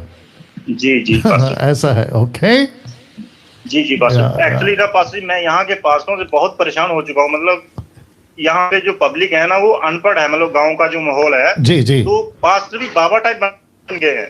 ओके मतलब ओके, पब्लिक को जरूरत होती है पास्टर की, पेट में दर्द हुआ तो पास्टर से बांटना, हर चीज में पास्टर। अब मेरी वैसे शॉप मैंने ओपन किया इंडिया, वही लेबनान से मैं परमानेंट आ गया हूँ। तो शॉप ओपन करने के बाद मेरा जनवरी में मतलब 2 दिन बाद ही एक्सीडेंट हो गया। तो फिर भी मैं शॉप पे भी सुसमाचार पहुंचा रहा हूँ। फिर भी जो भी पब्लिक मेरे पास आते हैं, कस्टमर आते हैं, तो मैं कुछ ना कुछ उनको भी, उनके साथ में भी मेरे फ्रेंड आते हैं जैसे मेरी शॉप पे मुझे मिलने के लिए जी, तो मैं उनसे भी बात करता हूँ। उनको भी जो रजिस्टर पे मैंने मेंशन किया है या बाइबल से है, उनको भी मैं बताता रहता हूँ कुछ ना कुछ। जी गुड गुड, बहुत अच्छा कर रहे हैं। और आपने जो कहा ना कि आपके क्षेत्र के पास्टरों से आप परेशान हैं, तो मैं समझता हूँ कि ये सिर्फ आपके क्षेत्र का नहीं है, ये तकरीबन दुनिया के क्षेत्रों का, ऐसे लोग जो जिनका मिल्क ड्रिंकिंग, अधूरे ज्ञान के सेवक, और जिनको कॉन्टेक्स्ट में बाइबल पढ़ना नहीं आता, वो बेड़ा गर्क कर रहे हैं।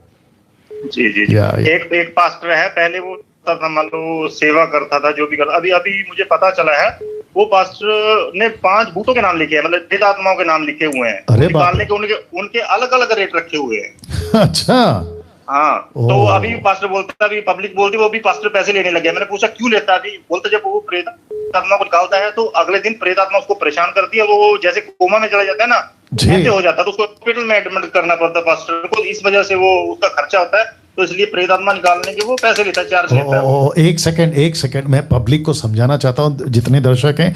भाई साहब कह रहे हैं कि एक पास्टर है जो कम से कम 5 दुष्ट आत्माओं के नाम को लिखकर वो क्या करता है, जब कोई आते हैं तो वो उनको निकालता है, और उसके बाद में निकालने के बाद में वो पैसे मांगता है। पैसे इसलिए मांगता है क्योंकि वो निकालने के बाद में बीमार हो जाता है और उसको हॉस्पिटल में एडमिट करना पड़ता है, और हॉस्पिटल का खर्चा वो इनसे लेता है। व्हाट अ नॉनसेंस, क्या मूर्खता है, बाप रे, ऐसा भी चल रहा है। देखिए अब आप सोच के देखिए कि हमको कितना संभलना है, खास करके अंत के दिनों में ऐसी बहुत विचित्र चीजें आएंगी, जिसके लिए फिर कहता हूं कि किसी भी सेवक से मसीह के बाद, मसीह होने के बाद किसी भी सेवक से प्रार्थना नहीं करना, खुद प्रार्थना करो और अपना आत्मिक जीवन प्रभु के साथ मजबूत करो। Right sir? जी जी जी, चलिए, थैंक यू सर, आपने कॉल किया, गॉड ब्लेस। या नेक्स्ट कॉल जी, अपना प्रश्न पूछिए। जय मसीह के पास जी, जय मसीह।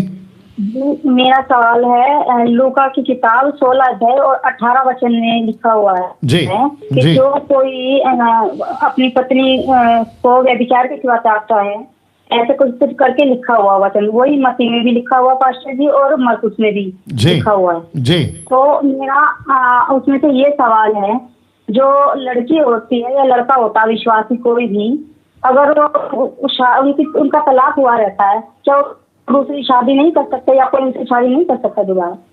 ओके, तो मतलब जो मसीह हो गए हैं और मसीह बन चुके हैं, उनका तलाक हो गया है, तो जिसका तलाक हो गया है, मसीह लड़का हो या लड़की हो, क्या वो दोबारा शादी कर सकते नहीं कर सकते, आप ये पूछ रही हैं?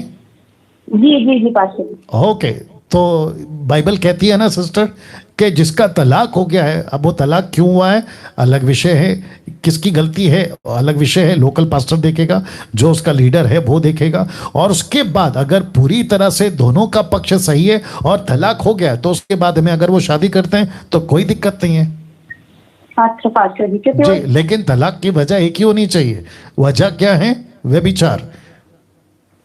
जी जी जी वजह क्या है? जी, और बाकी सुनिए ना सिस्टर, और बाकी जितने भी रीजंस हैं, तो वहां पे फिर पहला कुरिन्थियों 7वां अध्याय आता है, पूरा 1 से लेके लास्ट तक में पौलुस का जो स्टेटमेंट है वो कहता है अगर किसी कारण से तेरी पत्नी चली गई है तो उसको मना कर ले आ, लेकिन अगर नहीं आना चाहती है तो जैसा तू है वैसा रहे, ये भी लिखा है। बहुत कुछ है सिस्टर, लेकिन ये सारी काउंसलिंग, ये सारा मार्गदर्शक जो लोकल पास्टर या लीडर होता है ना, जो सही शिक्षा वाला, वो करेगा। जी जी जी पास्टर जी, क्योंकि उसमें ये है ना, अगर व्यभिचार के सिवा त्यागता है, मैं वही कह रहा हूं ना, हर 2-3 रीजन से या बिना किसी कारण से तलाक देते बैठो तो फिर मैं समझता हूं कि मुसलमानों में और ईसाइयत में कोई फर्क नहीं रहेगा। जी जी जी जी पास्टर जी, मतलब वो शादी कर सकते हैं दोबारा ना, ये कुछ? जी, मैंने आपको बताया ना सिस्टर कि जो वजह है उसके कारण और लोकल पास्टर के देखरेख में वो कर सकता है। जी जी pastor ji, thank you very much, God bless. Okay, next call. जी, अपना प्रश्न पूछिए। हेलो, हाँ पास्टर जी, जय मसीह की। जी, जय मसीह।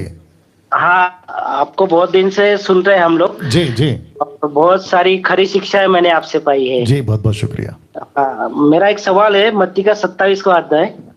जी, मत्ती 27 का 27, 52 और 53 की, और जब कब्रें खुल गई और सोए हुए से पवित्र लोगों के शव जी उठे जी, और उनके जी उठने के बाद वे कब्र में से निकलकर पवित्र नगर में गए और बहुतों को दिखाई दिए। जी जी जी, हाँ, तो मेरा ये सवाल है सर कि ये पवित्र लोग कौन हो सकते हैं?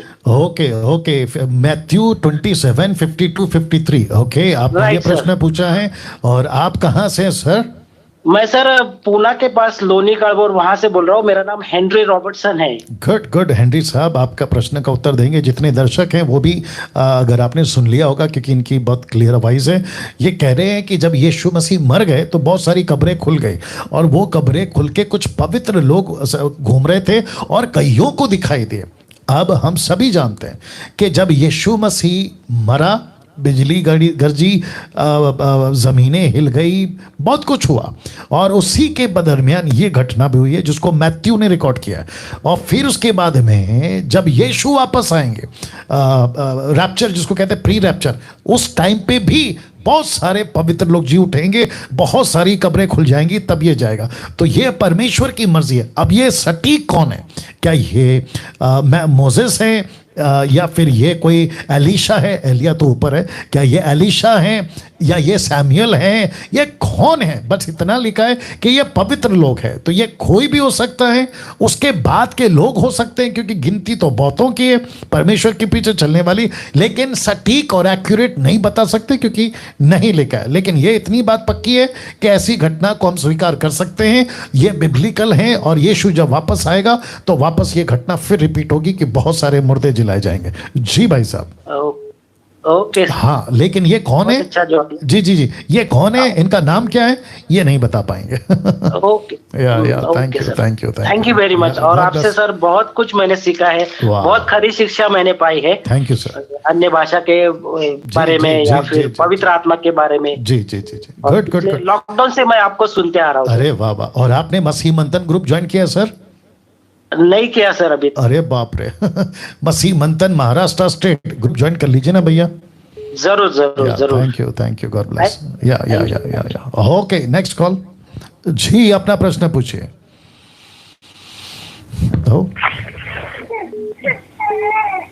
Hello hello. जी जी जी जी, अपना प्रश्न पूछिए।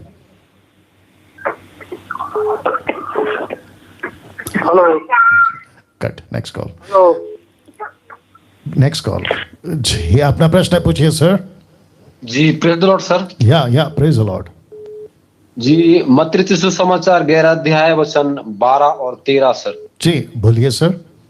यूहन्ना बपतिस्मा देने वाले के दिनों से अब तक स्वर्ग के राज्य में बलपूर्वक प्रवेश होता रहा है जी, और बलवान उसे छीन लेते हैं जी। तो बलवान उसे छीन लेते हैं, इसके बारे में थोड़ा बता दीजिए सर। ओके, तो आप ये पूछ रहे हैं कि वो बलवान कौन है? जी सर। Okay wonderful. देखिए छीनने का काम किसका है? मैं आपको पूछ रहा हूं सर, छीनना मतलब किसी के हाथ से कोई चीज छीन लेना, ये किसका काम है? छीनना प्रभु तो नहीं छीनेगा ना? जी सर नहीं छीनेगा। तो फिर प्रभु के अपोजिट में कौन खड़ा है? शैतान। ओके नाउ जितने दर्शक है वो भी सुने। देखिए जब आप कोई वचन पढ़ते हैं ना, तो एक शब्द को भी अगर आप ठीक से फोकस करोगे तो बाकी कड़ी जुड़ जाती है, बाकी चीजें जुड़ जाती है। अब वो जो वचन भाई साहब ने बताया है मत्ती की किताब का 11वें अध्याय से, अब आपको और मुझे समझना होगा कि मसीह के राज्य में फोर्स बहुत है, मतलब जबरदस्ती बहुत है। जबरदस्ती इन द सेंस लूसीफर तो जबरदस्ती करेगा, वो तो बात सही है। इफिसियों 6वां अध्याय में पौलुस ने उसकी जिक्र करिए कि परमेश्वर के राज्य में जोर तो है और हमारी लड़ाई हड्डी मांस से नहीं, अंधकार की ताकतों से। तो वो क्या करता है, उसका काम है मसीह के लोगों को कैसे भी करके प्रभु से दूर करना, ये आप सभी जानते हैं। लेकिन ठीक उसके अपोजिट में जब हम परमेश्वर की कलीसिया, मसीह की दुल्हन, परमेश्वर के राज्य के लोग, जब हमको प्रभु सामर्थ देता है, हमको भी क्या करना है? याकूब यहूदा की किताब 1 अध्याय वचन 20, आई होप सो, यहूदा की किताब रेवलेशन के पहला वाला किताब, यहूदा की किताब उसका 1 अध्याय वचन 20, अगर मैं गलत नहीं हूं। Let's see. जी जितने दर्शक हैं मेरे साथ में बने रहे। ओके हाँ, नॉट 20, 23।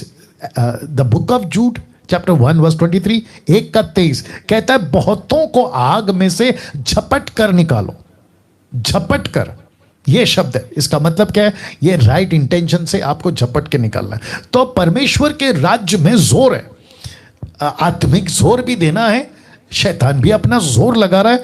तो जिसके चलते यीशु मसीह ने वहां पर यह बात को रखा है कि मिनिस्ट्री आसान नहीं है, प्रभु की सेवा आसान नहीं है। हम जिससे लड़ रहे हैं लूसीफर, वो भी कोई गिल्ली डंडा खेलने वाला छोटा पिल्लू या छोटा लड़का नहीं है, वो भी अच्छा खासा जानकार आदमी है, अच्छे को उसने गिराया, ठीक है ना?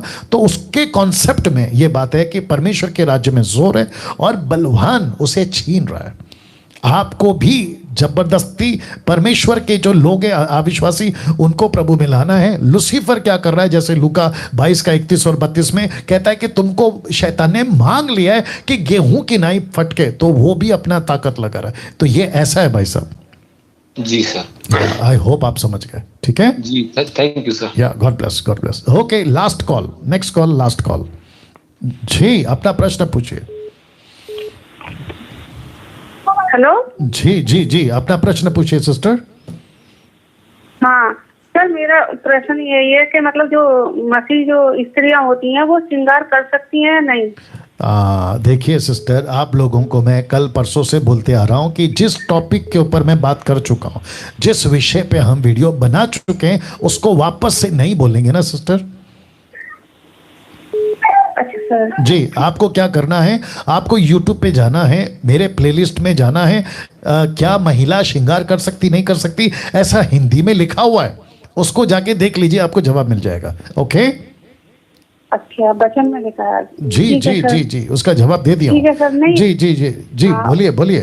वो यही था कि मैं दानियल सर से बात करना चाह रही थी ना, मैंने कहा तो काफी देर से मैं मिला रही थी। आपका सब ठीक है, लेकिन आपने इतनी मेहनत करी, लेकिन वो सवाल पूछा जिसका ऑलरेडी जवाब दे चुका हूं। आपका टाइम वेस्ट, आपका एनर्जी वेस्ट, और साथ में आपने दूसरे का कॉल का भी ये कर दिया है ना। इसका ख्याल रखा करें। अच्छा। चलो नेक्स्ट कॉल, ये लास्ट होगा। जी अपना प्रश्न पूछिए। जय मसीह पास्टर जी। जी जय मसीह। हाँ पास्टर जी, मैं आपका धन्यवाद करना चाहता हूँ पास्टर जी कि आपने मसीह जगत में क्रांति ला दिए पास्टर जी। अरे बाप रे। हाँ, हमने दूध के लिए सफेद क्रांति, नीली क्रांति सुना था पास्टर जी, लेकिन आपने पूरे बाइबल क्रांति ला दिए शिक्षा का। बाप रे बाप रे बाप रे। है ना। आज बाइबल को ना पास्टर जी जो घर में रख के अलमारी में रखे थे, आज खोल रहे हैं पास्टर जी, बाइबलों को ढूंढ के खोल रहे हैं। क्या बात है, बेहद खुशी है सर, बेहद खुशी है। अगर ऐसा हो रहा है तो मैं बहुत खुश हूँ।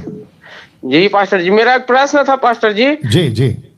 कि जैसे आज कोई अपने नाम के आगे अपोस्टल, भविष्यवक्ता, प्रॉफेट, पास्टर ऐसा कुछ लगाते हैं पास्टर जी, तो ये कौन अगुवाई करता है कि हमको कौन बताता है कि हम भविष्यवक्ता अपने नाम के सामने रखें कि अपोस्टल रखें, कि ऐसा कुछ कौन हमको अगुवाई करता है पास्टर जी? मैं इसके बारे में जानना। जी, बहुत अच्छा प्रश्न है आपका, बहुत अच्छा प्रश्न है। और आप कहाँ से बोला आपने?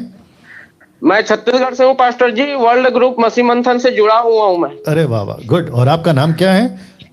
राजेंद्र है पास्टर जी। राजेंद्र जी लाइन पे बने रहे। और जितने दर्शक देख रहे हैं, बहुत अच्छा प्रश्न पूछा इन्होंने कहा है कि कई सेवक अपने नाम के आगे pastor, apostle, prophet, doctor, reverend, bishop और न जाने क्या क्या, आर्क बिशप को भी नहीं, वहां तक भी गए हैं। एनीवे, एक वक्त था साहब, फर्स्ट सेंचुरी की कलीसिया में एक वक्त था, पहली सदी की कलीसिया में, उसके बाद की भी कलीसिया में एक ऐसा युग था जहां पे पवित्र आत्मा की अगुवाई में लोग चलते थे और उसके मुताबिक वो क्या करते थे, परमेश्वर को पूछते थे, जिसके चलते इफिसियों का 4 अध्याय वचन आप जानते 11 में लिखा है, 5-fold ministry, apostle, profit, pastors, evangelist, teacher, evangelist, pastor, teacher, आप जानते हैं, ठीक है ना। पवित्र आत्मा लीड करता था और उनको कलीसिया पहचानती थी। ओके, ये अपोस्तल का काम कर रहा है तो इसको अपोस्तल घोषित करो, जैसे पौलुस की बात है। फिर उसके बाद में ओके, ये भविष्यवक्ता की बात कर रहा है, पवित्र आत्मा इसको लीड कर रहा है। कलीसिया, जो उसकी कलीसिया है, वो फिर डिक्लेयर करती थी कि ये भविष्यवक्ता है, सुसमाचार, एक्सपर्ट है बात करने में, सुसमाचार के क्षेत्र में। किसी को भी मतलब है ना 5-3 मिनट के अंदर परमेश्वर के वचन सुनाकर मुंबई की भाषा में बॉटल में उतार देगा। पास्टर, अरे एक्सपर्ट शेपर्ड है, तो कलीसिया पहचान, अरे ये इसमें क्वालिटी है। टीचर, अरे क्या गजब का, ऐसे होता था। लेकिन अभी, बहुत ध्यान से सुनना भाई साहब आप भी, जी, लेकिन अभी पीछे चर्च नहीं है, बैकड्रॉप जिसको कहते हैं ना, नॉट बैकड्रॉप, बैकअप, चर्च नहीं है, या बैकग्राउंड बैकअप जो भी है, चर्च नहीं है।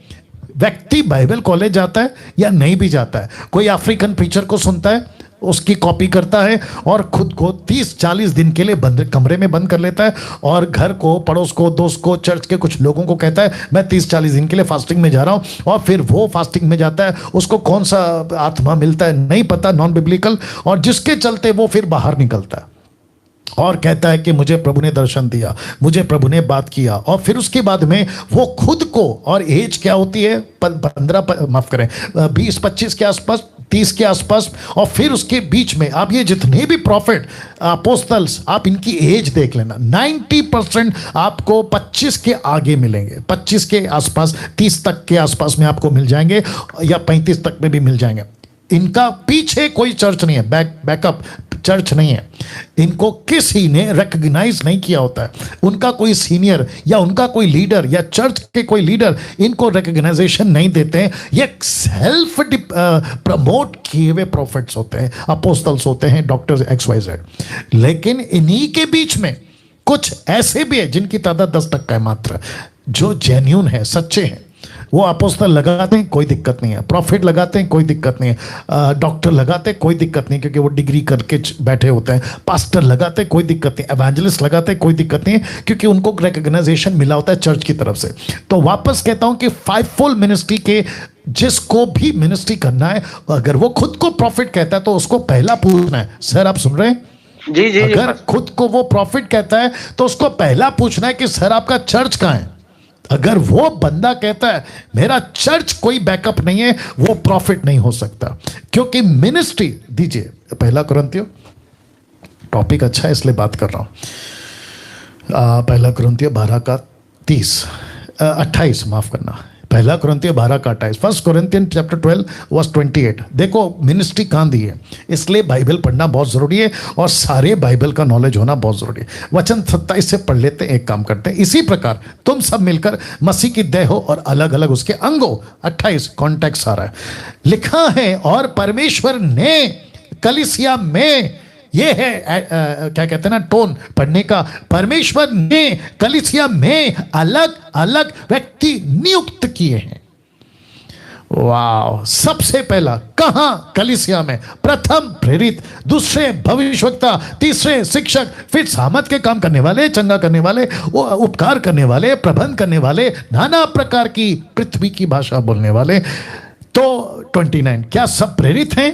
क्वेश्चन मार्क नहीं। क्या सब भविष्यवक्ता हैं? क्वेश्चन मार्क नहीं। क्या सब उपदेशक हैं? क्वेश्चन मार्क नहीं। क्या सब सामर्थ के काम करने वाले हैं? क्वेश्चन मार्क नहीं। वचन 30, क्या सबको चंगा करने का वरदान मिला है? क्वेश्चन मार्क नहीं। क्या सब नाना प्रकार की भाषा बोलते हैं? क्वेश्चन मार्क नहीं। क्या सब अनुवादक करते हैं? क्वेश्चन मार्क नहीं। क्या सब बड़े बड़े वरदानों की धुन में अनुवादक करते हैं? क्वेश्चन मार्क नहीं। तो इसका मतलब है कि प्रभु सबको नहीं देता, लेकिन जिसको देता है वो चर्च के अंदर देता है। तो जिस किसी को भी आप YouTube पे, Facebook पे अपोस्तल, डॉक्टर, प्रॉफिट, अल्हाना फलाना देखते हो, उसको पहला पूछो सर आपका चर्च कहाँ है। अगर चर्च बैकअप नहीं है, वो फेक प्रॉफिट है, वो फेक अपोस्तल है, वो फेक बिशप है, वो फेक पास्टर है, वो फेक रेवरेंड, तो भी आप बोलो, बैकअप चर्च होना चाहिए। जी ब्रदर। जी पास्टर जी, धन्यवाद पास्टर जी। मैं भी जब से आपसे सुना हूँ पिछले मार्च से लॉकडाउन से पास्टर जी, मैं भी बेधड़क सुसमाचार सुनाता हूँ, चाहे कोई विरोध करे चाहे मत करे। बेहद खुशी है, बेहद खुशी है।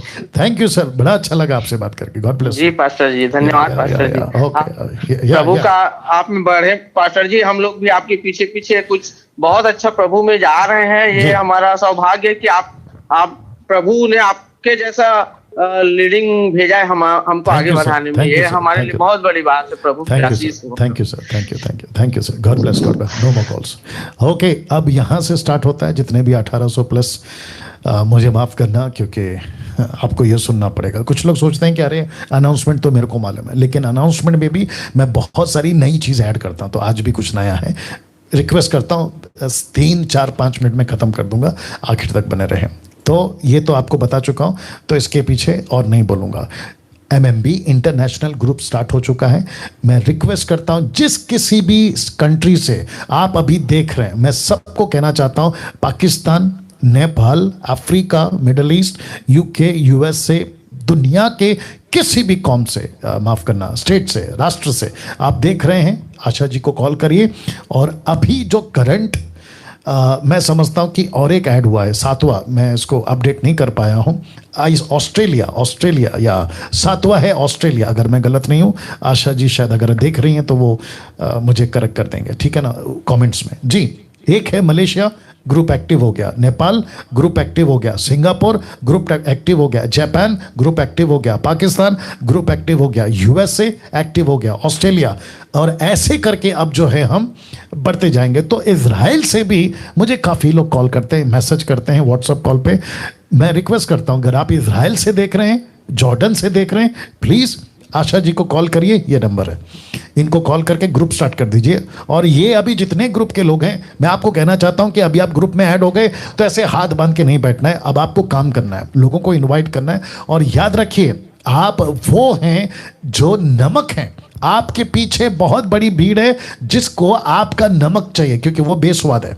उनको आपका खरी शिक्षा का नमक, आपकी शिक्षाओं की जो यीशु के, वो नमक देना है, ताकि उनका भी जीवन स्वादिष्ट हो जाए। ये हो गया इंटरनेशनल। अब बात करते हैं लोकल, नेशनल। 29 स्टेट का ग्रुप्स भी एक्टिव स्टार्ट हो चुका है, कम से कम 22 मैं आपको बता देता। लेकिन सबसे पहले देवेंद्र का नंबर आपको ले लेना है, साथ ही साथ मेरी मिनिस्ट्री GMT, साथ ही साथ पास्टर सपना वर्ल्ड सैल्वेशन मिनिस्ट्री। उसके बाद में जितने भी हमें फॉलो करते हैं फेसबुक और यूट्यूब पे, मैं उनको भी कहना चाहता हूं। और साथ ही साथ जो पहले से MMB में ऐड है, व्हाट्सएप ग्रुप है, और फिर उसके बाद में टेलीग्राम ग्रुप है। इन सभी जो पहले से एडिट हैं, मैं रिक्वेस्ट करता हूं कि अब आपको स्टेट वाइज आना होगा। महाराष्ट्र से हैं तो महाराष्ट्र में भी, तो वहां से निकलो। कहां से? जो अभी तक था। उसकी वजह ये, मैं वॉइस क्लिप डाल चुका हूं, उसकी वजह यह है ताकि मुझे और मैं सबके देखरेख में मैं रहना चाहता हूं और मैं ऑब्जर्व करना चाहता हूं कि कौन से ग्रुप में क्या हो रहा है और क्या नहीं हो रहा है। अभी तक ऐसा था कि सब एक साथ थे तो नहीं पता चल रहा था कि कौन क्या कर रहा है। अब डिटेल में जाएंगे। महाराष्ट्र में है, महाराष्ट्र ग्रुप को ज्वाइन करो देवेंद्र को कॉल करके। और वापस कहता हूं कि जितने एमएमबी में अभी जुड़े हैं उनको वहां से निकलना है, लेफ्ट आउट होना है वहां से। और आपको महाराष्ट्र स्टेट से तो महाराष्ट्र में आ जाओ, उत्तर प्रदेश से तो उत्तर प्रदेश में, छत्तीसगढ़, पंजाब, झारखंड, वेस्ट बंगाल, दिल्ली, ओडिशा, हरियाणा, राजस्थान, बिहार, गुजरात, हिमाचल प्रदेश, मध्य प्रदेश, असम, उत्तराखंड, अरुणाचल प्रदेश, त्रिपुरा, जम्मू कश्मीर, तमिलनाडु, कर्नाटका, गोवा। वाह, ये सभी ग्रुप अभी एक्टिव हो गया। जी हां, एक्टिव हो गया। इसका मतलब है कि लोग जुड़ने शुरू हो गए। तो आप जहां कहीं भी, जिस किसी भी स्टेट से, मैं रिक्वेस्ट करता हूं कि अभी या कल जैसे आपको मौका मिले, और देवेंद्र का एक ही नंबर है, ये देख लीजिए, इसका एक ही नंबर है। तो हो सकता है कि बहुत सारे कॉल ये उठा सकते हैं, नहीं उठा सकते, आज रिप्लाई कर सकते हैं, नहीं कर सकते, बट आप अपनी कोशिश करते रहो। या तो व्हाट्सएप मैसेज डाल दो, ठीक है ना, ये आपको करना है। ये हो गया एक। महाराष्ट्र, आप जहां से भी, किसी भी स्टेट में, रिक्वेस्ट करता हूं जुड़िए। पंजाब का मैंने स्पेशल किया है, समीक्षा का नंबर और डेविडसन का नंबर मैंने आपके लिए डाल दिया है। जितने भी पंजाब से, और ये किसी भी क्षेत्र में से, आप पठानकोट से हैं, गुरदासपुर से हैं, होशियारपुर से हैं, अमृतसर से हैं, तरनतार से हैं, जलंधर से हैं, लुधियाना से हैं, फिरोजपुर, हाँ माफ करें, मोगा से हैं, क्या बुरनाला, और फिर आपका पटियाला, फिर आपका मुख्तार, माफ करना अगर नाम ठीक से नहीं ले रहा, बठिंडा, ये सारी चीजें, ठीक है ना। आप जहां कहीं से भी हैं आप इनको कॉल करें और पंजाब का व्हाट्सएप ग्रुप में आप लोग ज्वाइन हो जाएं। क्यों?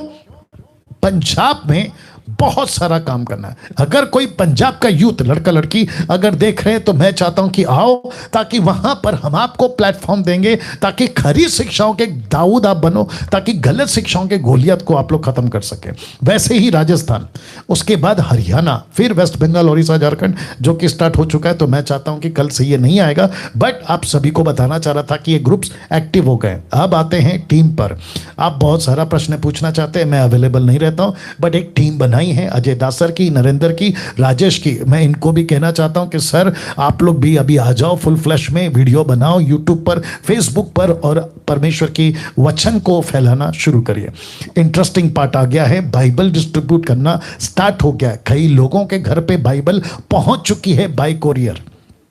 जी हाँ, और या तो पहुंच जाएगी, क्योंकि ऑलरेडी काम कर दिया देवेंद्र साहब ने, माफ करें नरेंद्र साहब ने, ठीक है ना। तो मुफ्त फ्री बाइबल उनको दे रहे हैं इस कंडीशन पे, ये वाले कंडीशन, इसके मुताबिक कुछ 5 कंडीशंस हैं उसके मुताबिक। तो अगर कोई अभी जो देख रहा है किसी भी कंट्री से, आप कहते हैं कि पास्टर डैनियल बाइबल बांटने में हम भी मदद करना चाहते हैं, हमारा कुछ पैसा आपको देंगे, ये नंबर पे आपको पैसा पहुंचाना है। सुमन वैद ये नंबर है, मसीह मंथन बैठक का ये ऑफिशियल अकाउंट है। आपको इनको पैसे भेजने हैं, ये आपका पैसा लेंगी और मसीह मंथन की तरफ से उनको बाइबल पहुंचाया जाएगा। ये आप समझ गए होंगे। मसीह मंथन से जुड़ने के लिए हमेशा कहता हूं ये 3 नंबर है और ये 3 नंबर है, पॉज करके नंबर ले लीजिएगा। मसीह मंथन से जुड़ने के लिए देवेंद्र को तो कॉल करना ही करना है, लेकिन इनको भी आप लोग कॉल करके ऐड हो सकते हैं और आप इस बात से वाकिफ हो, ये बताना चाह रहा हूं। एमएमबी पेज को लाइक करें, एमएमबी ऐप आ चुका है, एप्पल हो या एंड्रॉइड हो।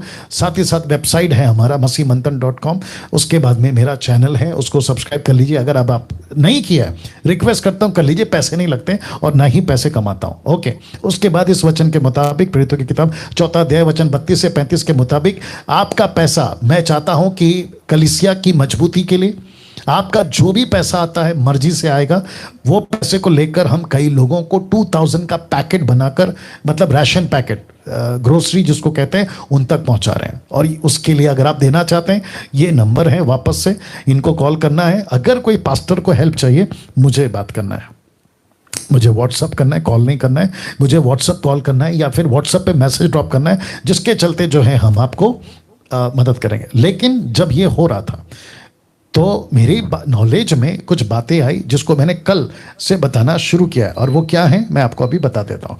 देखिए, एक छोटा सा सुझाव, कल छोटे से सुझाव हो गया था, बट बाद में राजकुमार नरेंद्र जितेंद्र जी ने इसको करेक्शन करवाया। एक छोटा सा सुझाव सभी सेवकों को, इंग्लिश में पास्टर्स की बात कर रहा हूँ, जिसके चलते आपको बताना चाहता हूँ कि देखिए, मिनिस्ट्री करनी है, नो डाउट, प्रभु का काम करना है, नो डाउट, लेकिन साथ ही साथ आपका फैमिली का बैकअप, आपके बच्चों का भविष्य, आगे जाके लॉकडाउन आज है, लॉकडाउन आज खुल गया है, कल फिर लग सकता है, तो वापस से वही दिक्कत, वही राशन का प्रॉब्लम। क्यों आप भावुक होके मिनिस्ट्री में आ गए, फुल टाइम में डिक्लेयर कर दिया, बट मैं चाहता हूं कि नौकरी ढूंढो, बिजनेस कुछ करो, खेती बाड़ी कुछ करो, आपको कुछ कला आता है उसको करो, 4 पैसे आपके पॉकेट में होंगे, आपको भी सेविकाई करना है। यीशु ने कहीं पे भी नहीं बोला, पतरस ने, पौलुस ने, कि तुम पास्टर बनने के लिए सब छोड़ के आओ। जी नहीं, बुद्धि चाहिए। किसी को प्रभु फुल टाइम में बुलाता है, मैं अप्रिशिएट करता हूं, वो व्यक्ति को प्रभु संभालता भी है, लेकिन उसकी नकल करके कई लोग नौकरी छोड़ दे रहे हैं, बिजनेस छोड़ दे रहे हैं, और टोटल आ जा रहे हैं प्रभु के भरोसे पे, और फिर दिक्कत आ जाते हैं। तो मैं ऐसे लोगों को एक छोटा सा सुझाव दे रहा हूं कि बैठो प्रभु के पास, कि प्रभु 5 साल से, 3 साल से, 10 साल से कुछ नहीं हो रहा है, कहीं गड़बड़ तो नहीं है, रीचेक करो अपनी कंफर्म बुलाहट को, वापस से बैठो और पूछो प्रभु ये क्यों। और ये बोलने के लिए मुझे मजबूर आप ही लोगों ने किया, क्योंकि जब मैं पूछता हूं बच्चे कितने, कहते कहाँ रहते, बोले यहाँ पे, क्या दिक्कत है, बोला कम से कम 1 हफ्ते से राशन नहीं है। ऐसी नहीं होती साहब सेवा, ऐसी नहीं होती, माफ करिएगा, इसलिए लिखा है सुझाव है, बाकी आपकी मर्जी। ओके, ये हो गया, ये है लास्ट वाला। आप पहला फोटो देख लीजिएगा, ठीक है ना, या स्पेलिंग क्या है, ओके, कोई इशू नहीं, या ओके, ये आ गया आपका इस संडे का टॉपिक, या इस संडे मतलब 27 जून 2021, इस रविवार, आई थिंक आज से कुछ 5 दिन बाद, इस टॉपिक पे मैं बात करने वाला हूं, और इसको मैं खूब हाईलाइट करूंगा, मतलब फेसबुक पे, यूट्यूब पे खूब हाईलाइट करूंगा। तो लिखा है 10 reasons you should not speak tongues, tongues मतलब जिब्रिश, 10 कारण। मैं समझता हूं कि अभी तक मेरे जितने वीडियो बने उसमें से सबसे हटकर ये टॉपिक या ये एंगल टंग्स का टोटल डिफरेंट वे पे मैं प्रचार करने वाला हूं। जी हां दोस्तों, वापस से कहता हूं कि 10 reasons you should not speak tongues, नहीं बात करना है। और जैसे ही आप ये 10 पॉइंट्स, 10 रीजन सुन लोगे, डंके की चोट पे बोलता हूं, अगर आपको परमेश्वर के वचन का डर है और वचन अगर आपको समझ आ गया, बुद्धि, तो तुम्हारा उस दिन से टंग्स में बात करना बंद हो जाएगा। कौन सा? जिब्रिश। और साथ ही साथ जितने मुझे इस टॉपिक पे एक्सेप्ट नहीं करते, अगर उन पास्टरों के पास ये एडिट वीडियो अगर पहुंची है और आप देख रहे हैं, सर आपको भी रिक्वेस्ट करता हूं, तुम चाहे मुंबई, नागपुर, पूना, पंजाब, गुजरात, कर्नाटका, तेलंगाना, तमिलनाडु, अफ्रीका, अमेरिका, जहां कहीं से भी हो, 27 जून का कुछ 1 घंटे का ये टॉपिक चलेगा, 1 घंटा। मैं रिक्वेस्ट करता हूं, कुछ भी बोलने से पहले मेरे अगेंस्ट या कुछ भी सोचने से पहले इस टॉपिक के फेवर में उस दिन ये वीडियो देख लेना, या उस दिन ये वीडियो देख लेना। उसके बाद आपको खुद समझ आ जाएगा, ओके ये है क्या। तो लिखा है 10 reasons you should not speak tongues. तो इस स्लाइड के साथ में आज का जो प्रोग्राम है मैं उसको समाप्त करता हूं। कल ठीक 8 बजे फिर मुलाकात होगी। यस, कल ठीक 8 बजे फिर मुलाकात होगी। आप जानते हैं कि कैसे ये प्रोसेस चल रहा है। 200 वीडियो ऑलरेडी एडिट है, उसमें से मत पूछिए, फ्रेश कोई तगड़ा लेकर आइए। और ये प्रोग्राम तब तक चलता रहेगा जब तक आप लोगों के क्वेश्चंस खत्म नहीं होते। और ये जो बीप बजता है ना, टू टू टू एंगेज बीप, ये जब तक मेरे कानों में सुनाई देता रहेगा ये प्रोग्राम चलाता रहूँगा, क्योंकि कॉल उठाते हैं टू टू शुरू हो जाता है, आप भी जानते हैं। तो ये जब तक खत्म नहीं होगा प्रोग्राम करता रहूँगा, वो चाहे अगले हफ्ते खत्म हो या उसके बाद वाले हफ्ते में। चलिए अपना ख्याल रखें। God bless you all.